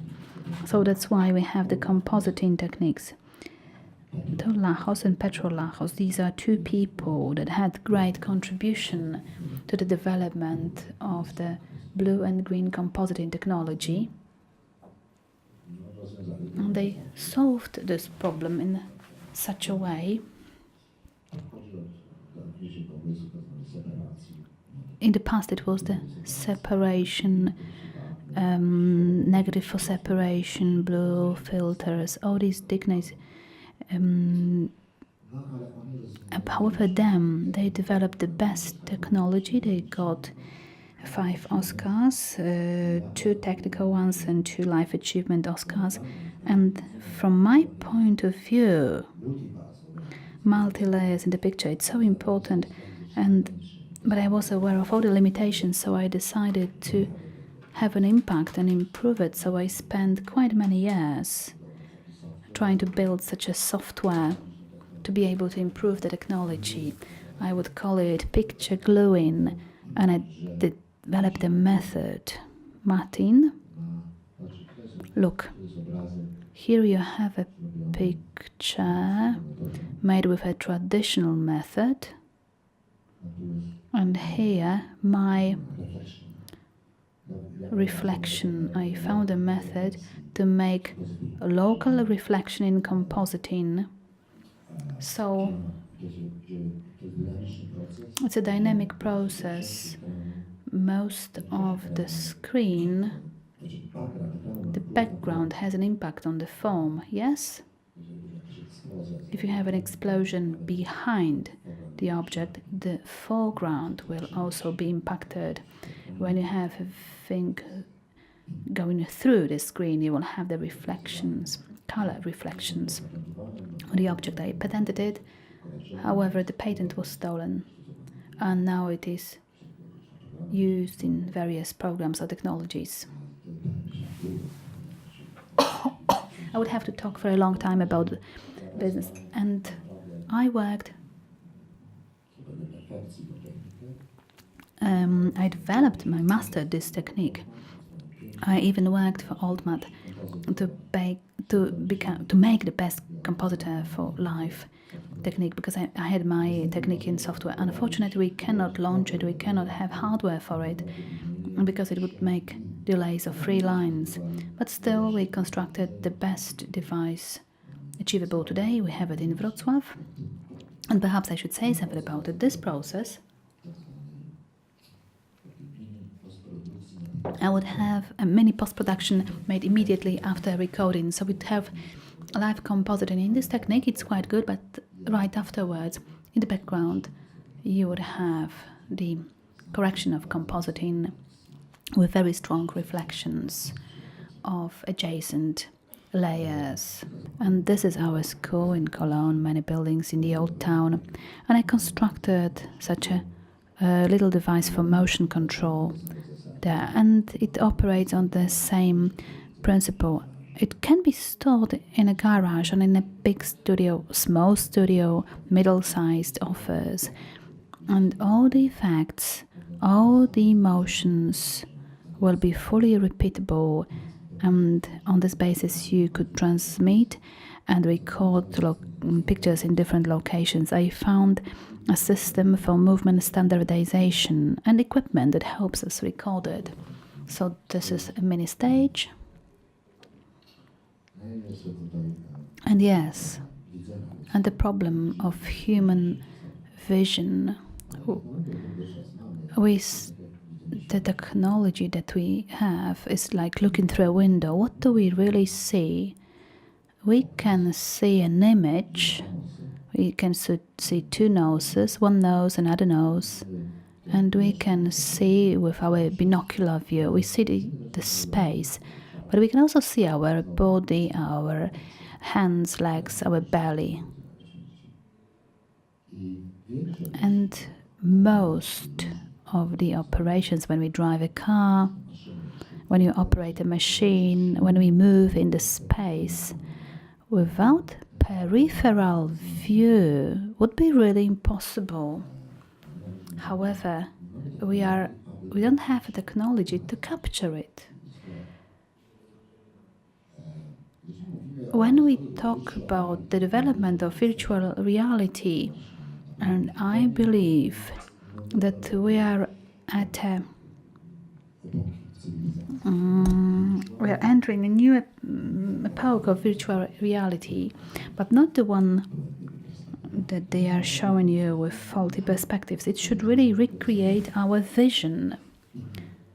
And I have to tell you that this man, Alice Mach, nobody else, when I found this picture, I jumped out of joy. At least one person left such a picture. Who drew it? I never found thousands of painters, thousands of people that studied human vision in medical books, and nobody really talks about it too much. Two noses? What to do about them? Two noses. However, Mach, the one that wrote Fundamental Optics, and he was the mentor of Einstein, he made this picture. Nose? The hand.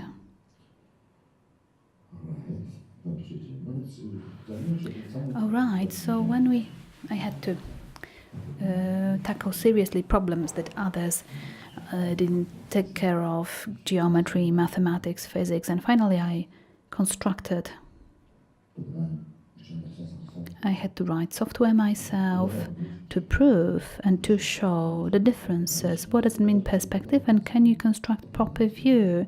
I made this software that shows camera movement, various positions, and we are at the same place in the space. So this ball, if you would imagine, has, say, 1 meter of diameter, and I'm at the same location in the space in two pictures. Here, very far away, here, close. This is the perspective that I constructed, spherical perspective, and I also constructed glasses for it. When you look at this picture from a certain distance, then you see what you see in reality, yes? And I had such a demonstration. This is the lens that I would propose to build. It's a glass ball, and you can have ideal lens in a form of a glass ball. And obviously it can be fiber optics, or it can have CCD,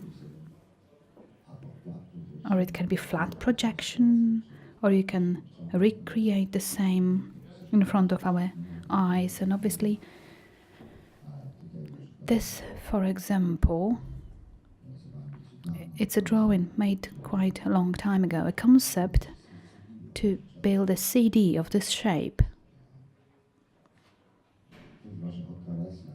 This is Otto Ressler, a man who was assistant to Lawrence,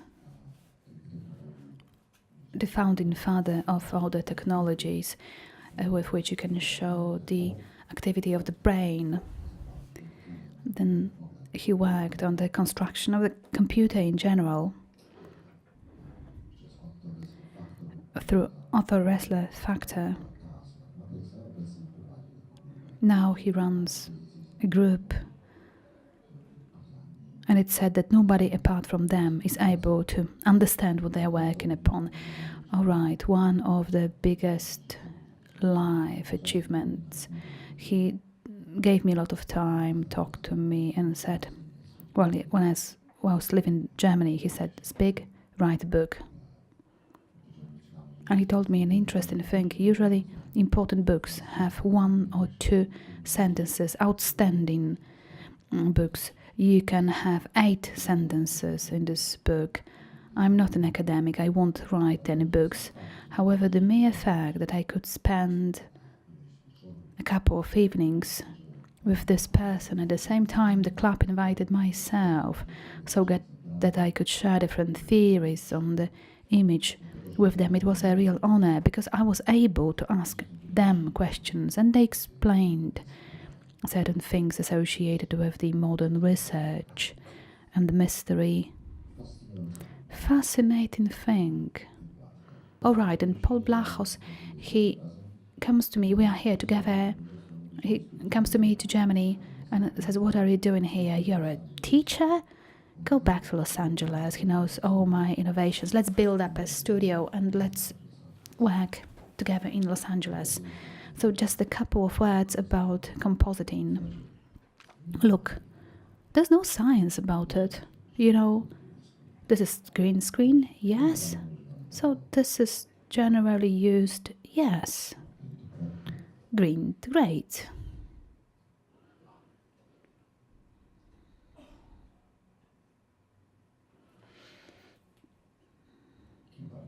A couple of pictures.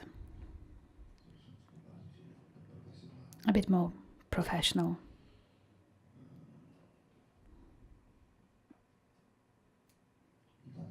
And this is how it is done later on in post-production. You do know something about it, yes, Sławek? You know how it works. You go frame by frame, you paint pictures in India or somewhere else. There's no science about it. It's mistreated. People even don't know why they have green or blue screen. And yes, and here a couple of images. So this is the technology, automatic, unfortunately, manual work. Look, perfect Martin.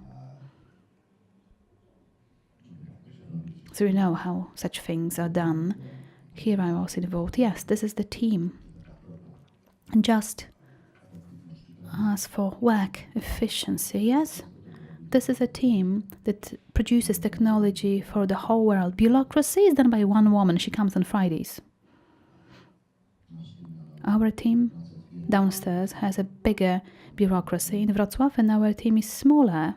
Multi-layer live image. Do we have any science on this?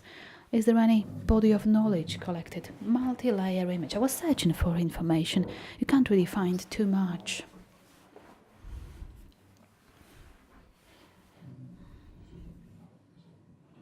There's no knowledge. Right, so these are the things that I dealt with for some time. Motion. I made a patent on how to transfer from different frame systems the whole motion control. And I constructed lots of prototypes of them. And finally, I developed such a concept of the studio where basically every motion can be made with quite a simple construction. I call it the stage, actors, little models, and camera moves only in one direction, and around it you have everything. CGI, office, costumes. In a single little place you can make your films. I took care of all the things that have to be written, so programs, constructions, and I developed a range of different things. First in America, then in Germany. And time for summary. I took this picture in 1992. I should make a new version because it should be rather a photo of a human, not just such a graphic. But in the modern picture, special effects, this is just a picture made from different sources of information, different sources of images. It's a multi-layer picture. And this is a symbolic presentation of the problems that we have So say this is an optical component at a different scale, another optical component, say in a scale of 1:1, and we have CGI, the rest of it is CGI, and we have camera movement in the space. There are different elements, angle of view, pan, tilt, roll, focus. And with all these things, we don't have any standards. So I, in a way, discovered something, geometrical image standardization. I think in the 21st century, there's something wrong. These things, the cost of special effects in films, all these things are put together, but they are so terribly expensive because you don't have devices, you don't have standardized methods, and it is all done either individually, you have individual innovations for each production, or simply it's manually painted by gigantic groups of people. What has happened? Well, I came some 3 or perhaps a bit more, 3.5 years ago, I came back to Poland. And I was in Wrocław, and I had a look at the studio, and I realized that it was a marvelous place. Why? Because obviously it's the tradition, and outstanding Polish films were made there, but the location is incredible. Well, I believe that working in such studios should always start in a vivid place, close to the city, when you could go out to a bar, to a restaurant, to a cafe. And I know Pilot studios or other places, when something is at the outskirts of the city, when you have long distances, it's dead. You need a place where you can just go in the middle of the night, and the Wrocław studio is like this. Incredible surroundings. You have the park, you have the Oder River, and some kind of fin de siècle feeling to it. And perhaps the most important thing, you are not far from the Technical University, Medical Academy, the university, within walking distance, 5 minutes. And I came there to make a kind of institute that would deal with the picture, technology, and education. So all these things are missing.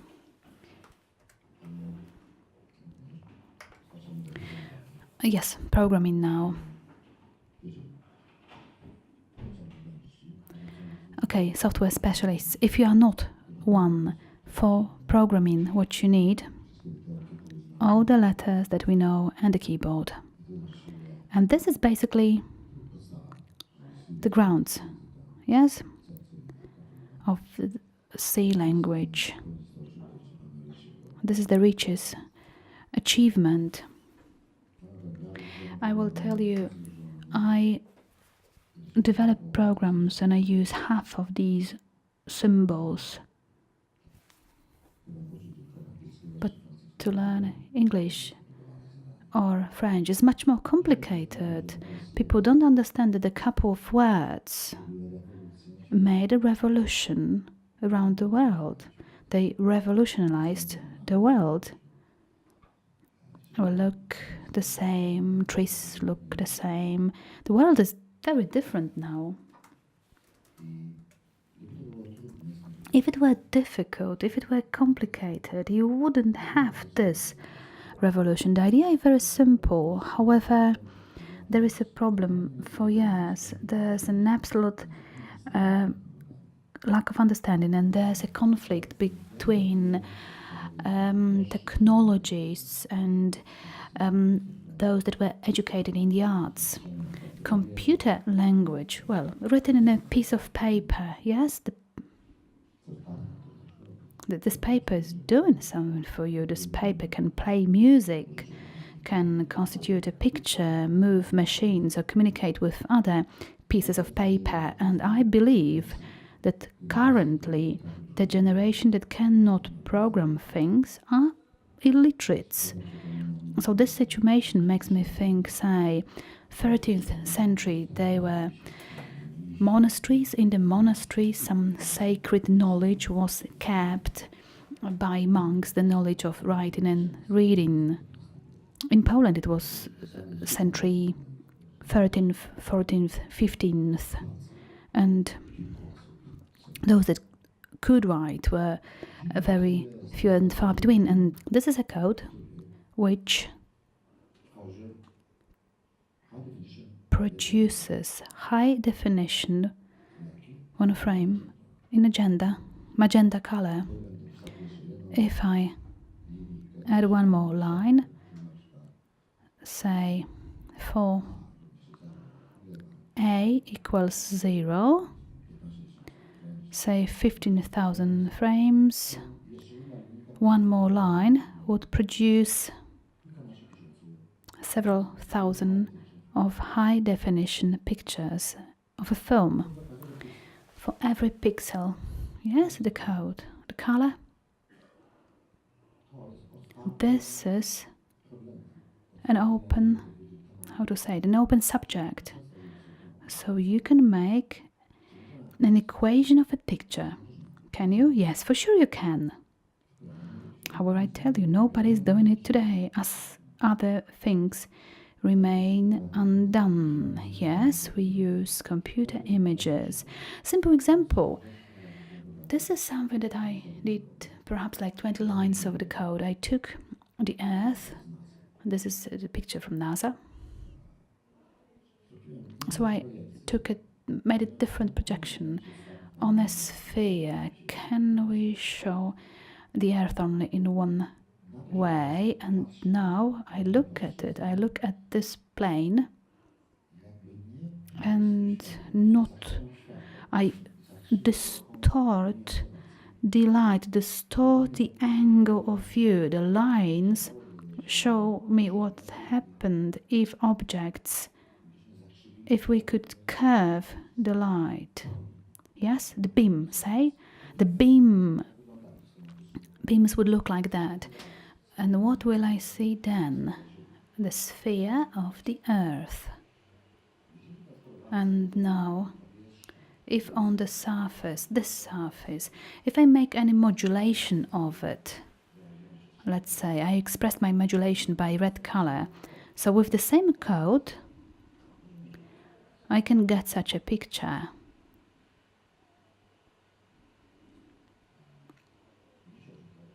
Don't you think it's a result of, I don't know, software, special program? No, it's just a code. This is a revolution network. You have to write scripts for it. You have to think, you have to laugh. This is a simulation of the studio, a visualization of what we decided to build. Well, I had such a proposal to build such a center, and to my bewilderment, or rather satisfaction, the Ministry of Culture supported this project, and PISF, Polish Institute of Film Art, supported us. What does the studio consist of? You will see it in a second. This is the computer visualization, and it is a real picture, a couple of pictures before blue screen was painted.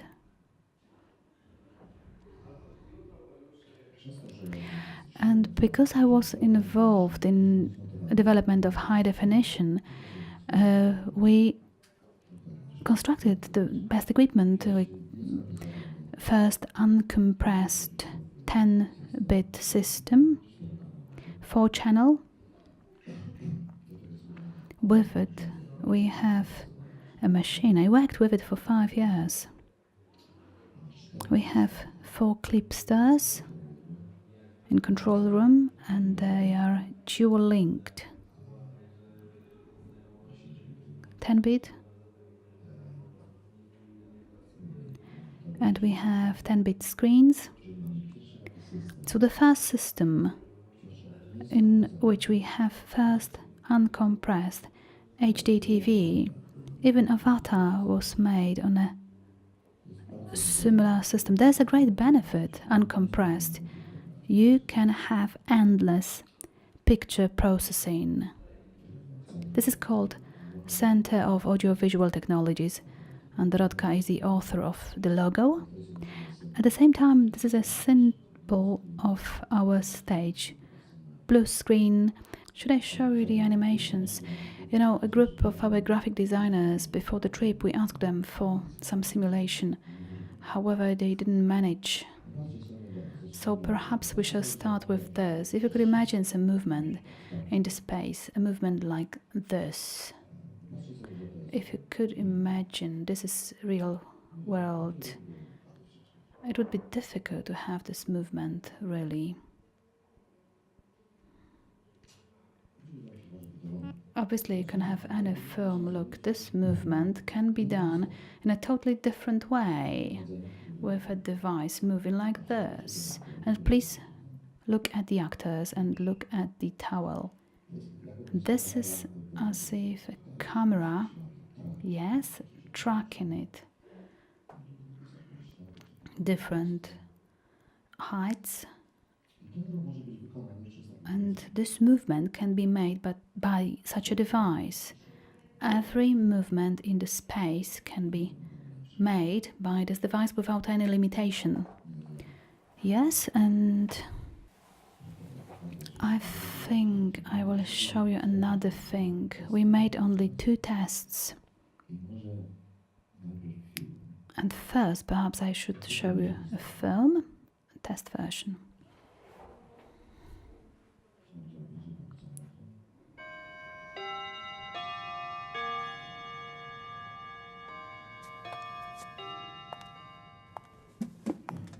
Yes.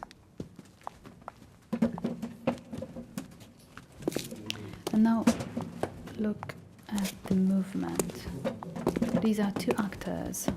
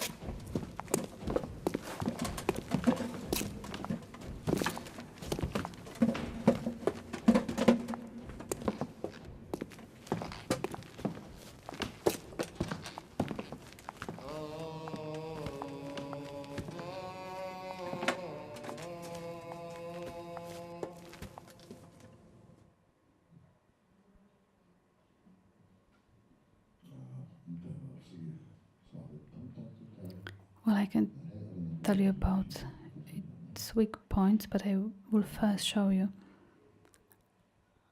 how it was done.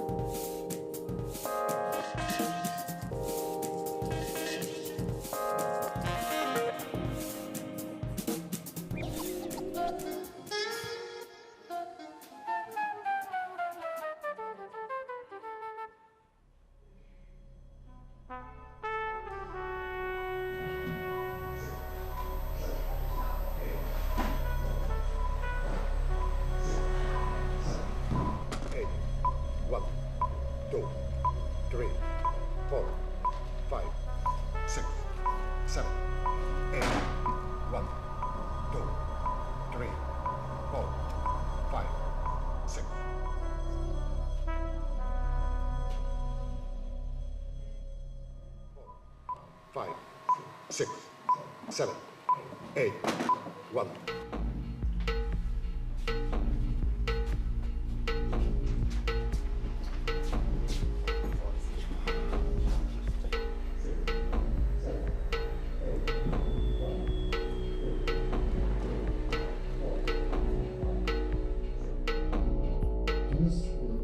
This is the real view from the camera recording the script.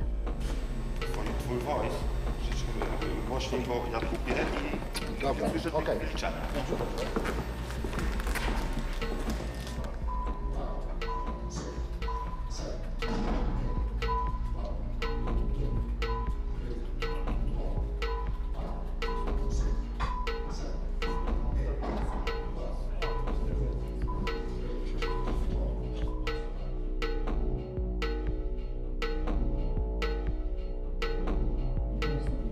And now we are recording the man.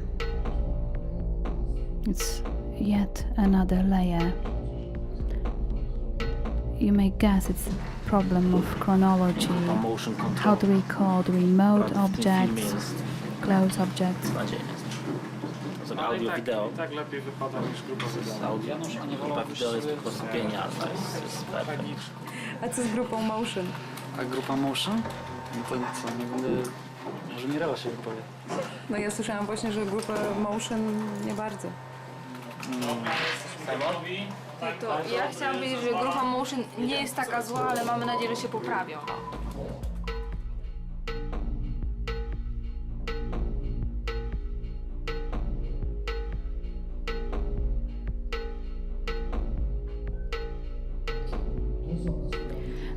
This is the view from the camera. And we have elements in motion control that show you only that part of the picture that's in blue, that's pure.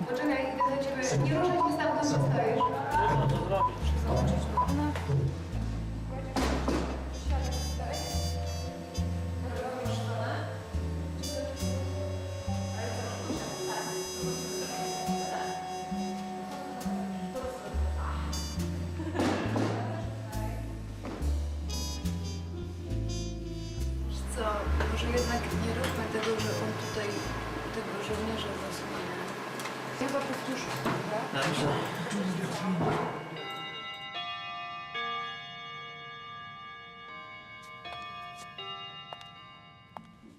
Ja sobie wyobrażam, że ta instytucja jest będzie takim instytutem obrazu, gdzie poza produkcją raczej taką, powiedzmy, bardzo nowoczesnych filmów, trochę inaczej realizowanych, z inną ekonomią i z użyciem, z pełnym wykorzystaniem właśnie tych zdobyczy, które daje nam elektronika i komputer.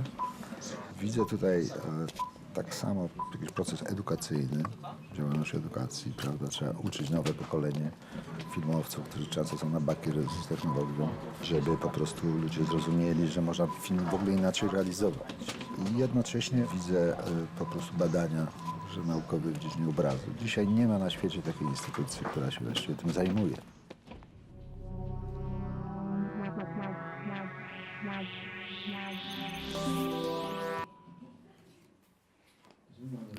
Well, in general, we have the following problems. We have great equipment, but high quality picture, but it's far from achieving the highest quality. As you see, there are certain problems with the mask. And Martin, why? This is RGB split in the lens. The mask will be perfect if we eliminate the split of chromatic aberration in the lens. Well, surely it's a matter of the right software that we will have to develop ourselves.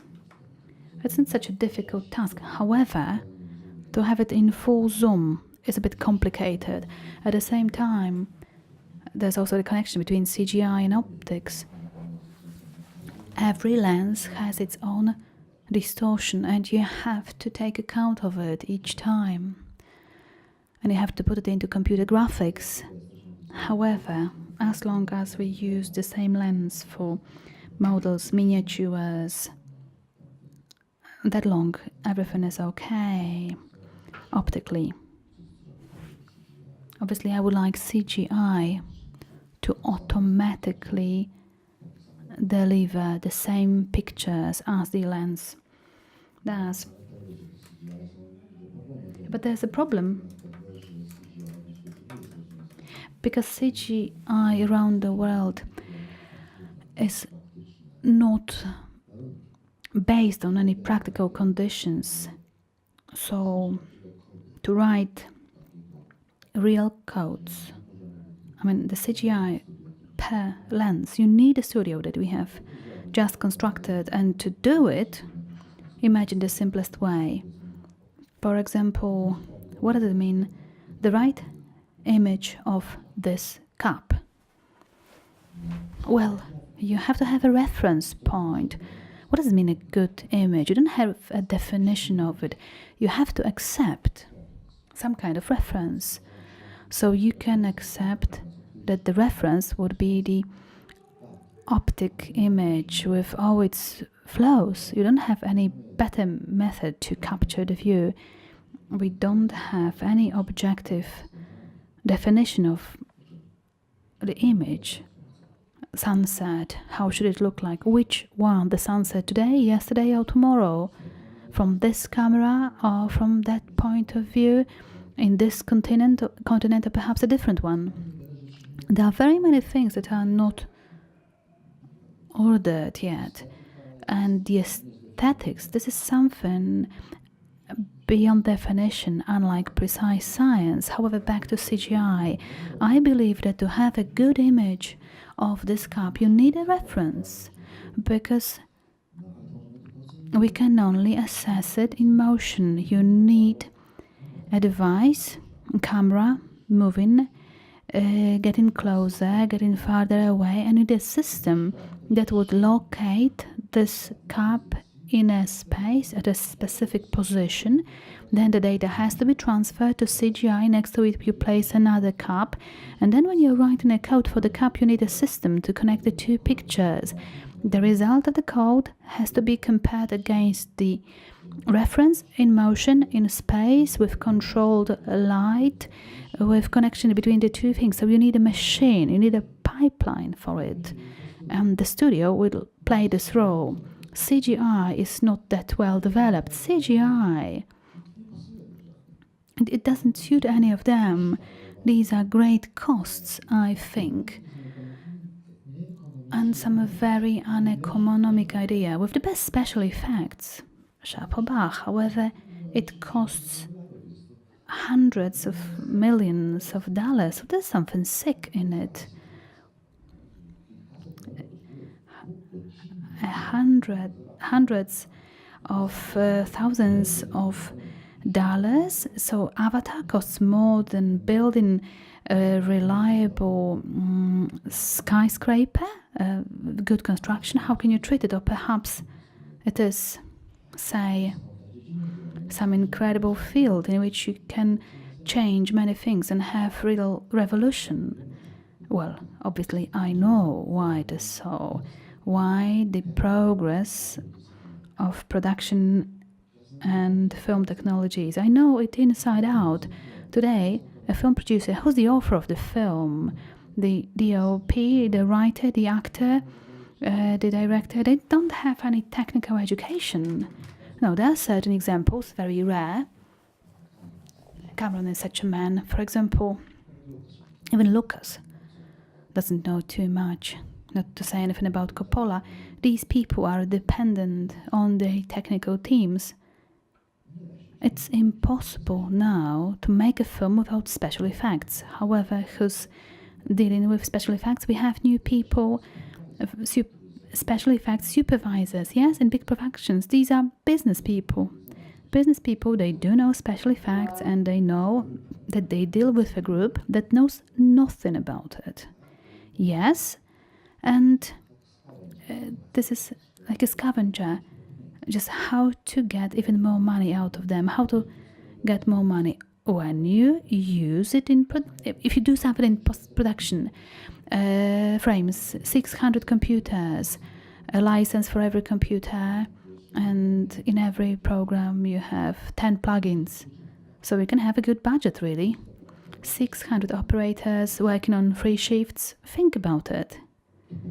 as long as the creative team does not know technology or other methods of execution, it will take a very long time, and such films will be made. These will be results of gigantic financial actions. And in a garage, you will not make such things, but I do believe that such things, just like in the sound, technology changed so much with the sounds, and the same thing will happen to the film, provided such technologies are developed. And perhaps at the end films will be made, perhaps different films, maybe for selected audience, and you will be able to do things without censorship. Well, I would like to start my Maya to explain what motion control can really do. Please don't think that it's really about a rotating stage and everything being placed on the stage. My idea is that the world can be divided into parts or sectors. And we are filming this part and then that part and another part.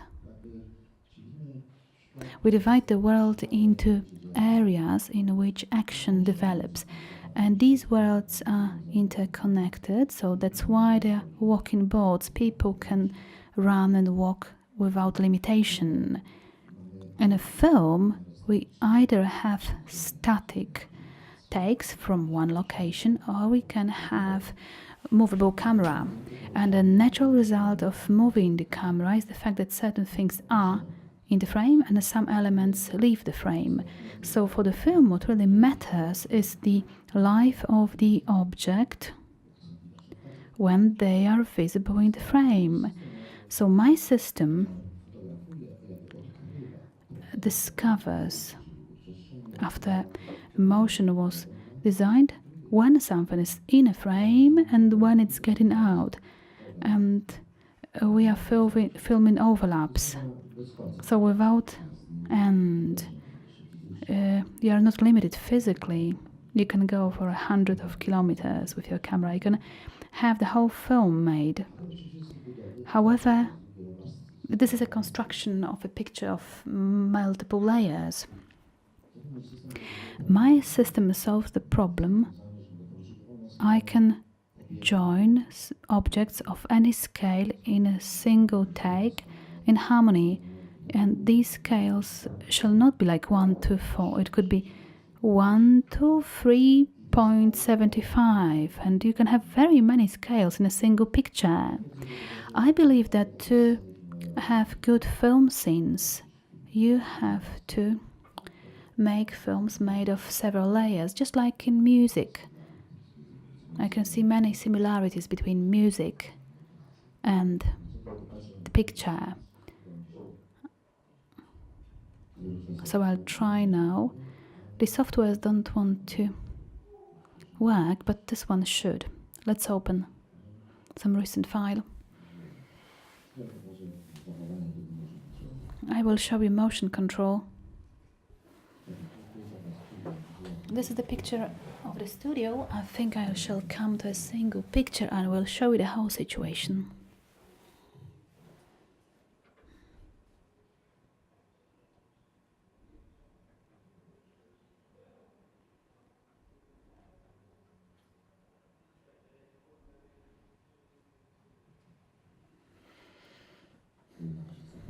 This is paranoid.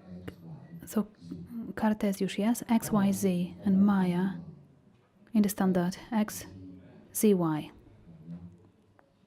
So the light is stable, and actors and the stage were turning. If you need a more specific light, how do you manage? You know, the light and the shades, reflections of light. It's a very interesting subject. It's a bit different. I will tell you a story with Kamiński. Janusz Kamiński came to me and told me he was so enthusiastic about an experiment. He constructed many spotlights, and he had a kind of switch station. These were like number 2s. And he said, I wanted to have an effect of a movable counter light. And simply, so he's moving the camera and actors are at the counter all the time. So the lights, he explained that it made it in Munich, in the film of Spielberg. And he said, look, guys, such an effect, but it took us so much time that he said, bloody hell, never do it again. It took us so much time. And it's such a secret. The counter looks very good indeed. You always have it in the film. You have 2 people talking to each other, and we can't see it. One person counter, the other always in the shade, and it's logical. If you were on the other side, then on here you shouldn't see anything, and it's just vice versa. You know how it looks in films. So you have stable counter light. However, because the world turns, everything turns, so everything is constantly changing vis-a-vis lights, colors and light reflexes. Obviously, rotating light would be difficult. It turns and my world is eroded. You can always rotate the light, and the stage is quite big, so you can have towers. In the States, I made rotating light, but it was the biggest mistake, and then I stopped experimenting with it, because this is just like having light on the set, and now you go against the light and you see what the light did for you.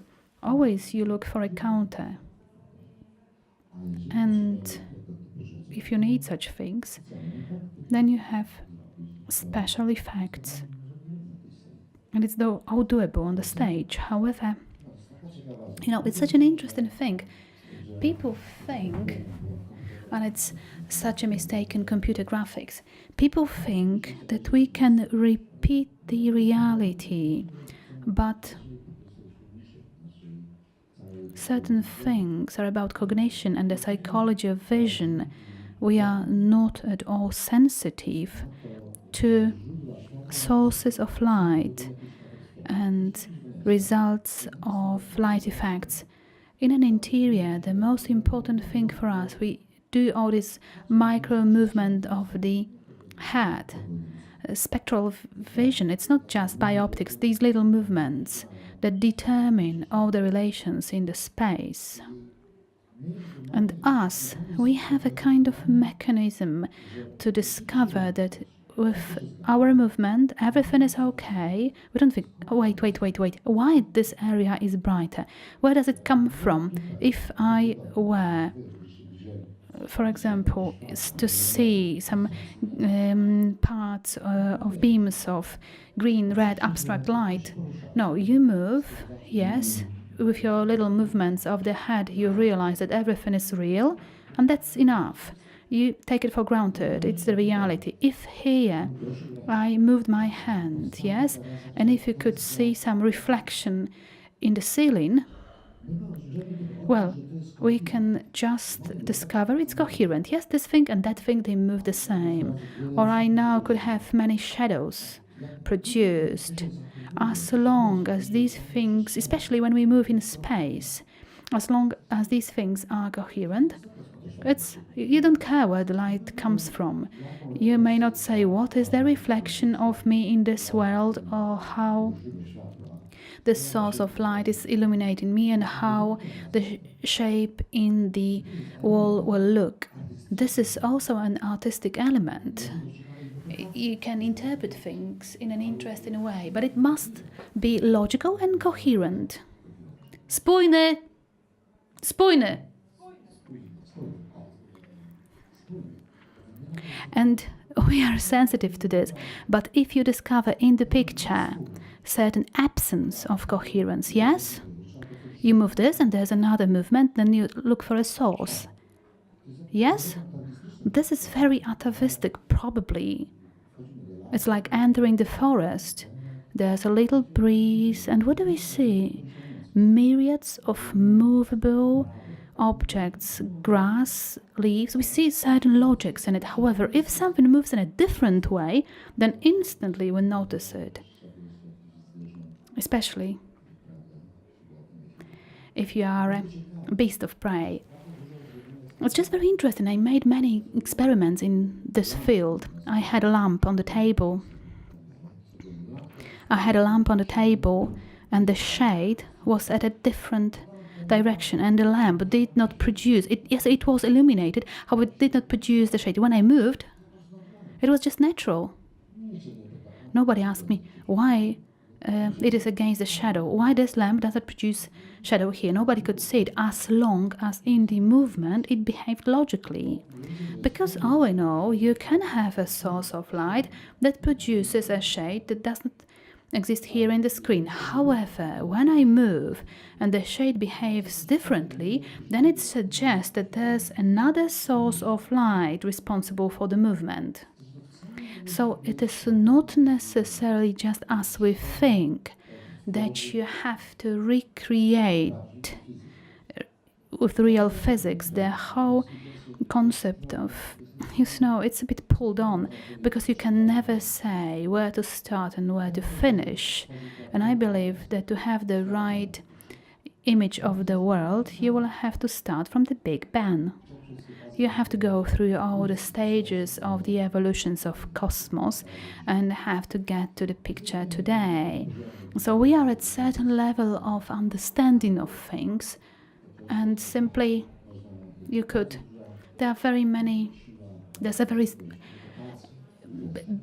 big opportunity to interpret things also aesthetically. And for me, the sense of making films is really about interpreting or creating a better reality, improving our reality. This is what I find reasonable. This is the sense of filmmaking. What pyramids were erected for? Do we really need them to live? No. Our world, civilization, abstract things were constructed, and in time they became valuable and meaningful. I'm sorry for all these remarks, but for years I found these things so irritating when people say, and the light, and the shades, and something more. These things are not relevant. It's all doable. A light effect, it's not the point. And these things are also a source of, I would say, artistic interpretation. Why should we repeat what we see? It's much better to show things that you cannot see. And this is the point. Great documentary films show things that we are not able to see. Somebody knows how to get there and how to show it. So the value is an illusion. When you have no reference, what the illusion is, it's a loss of time.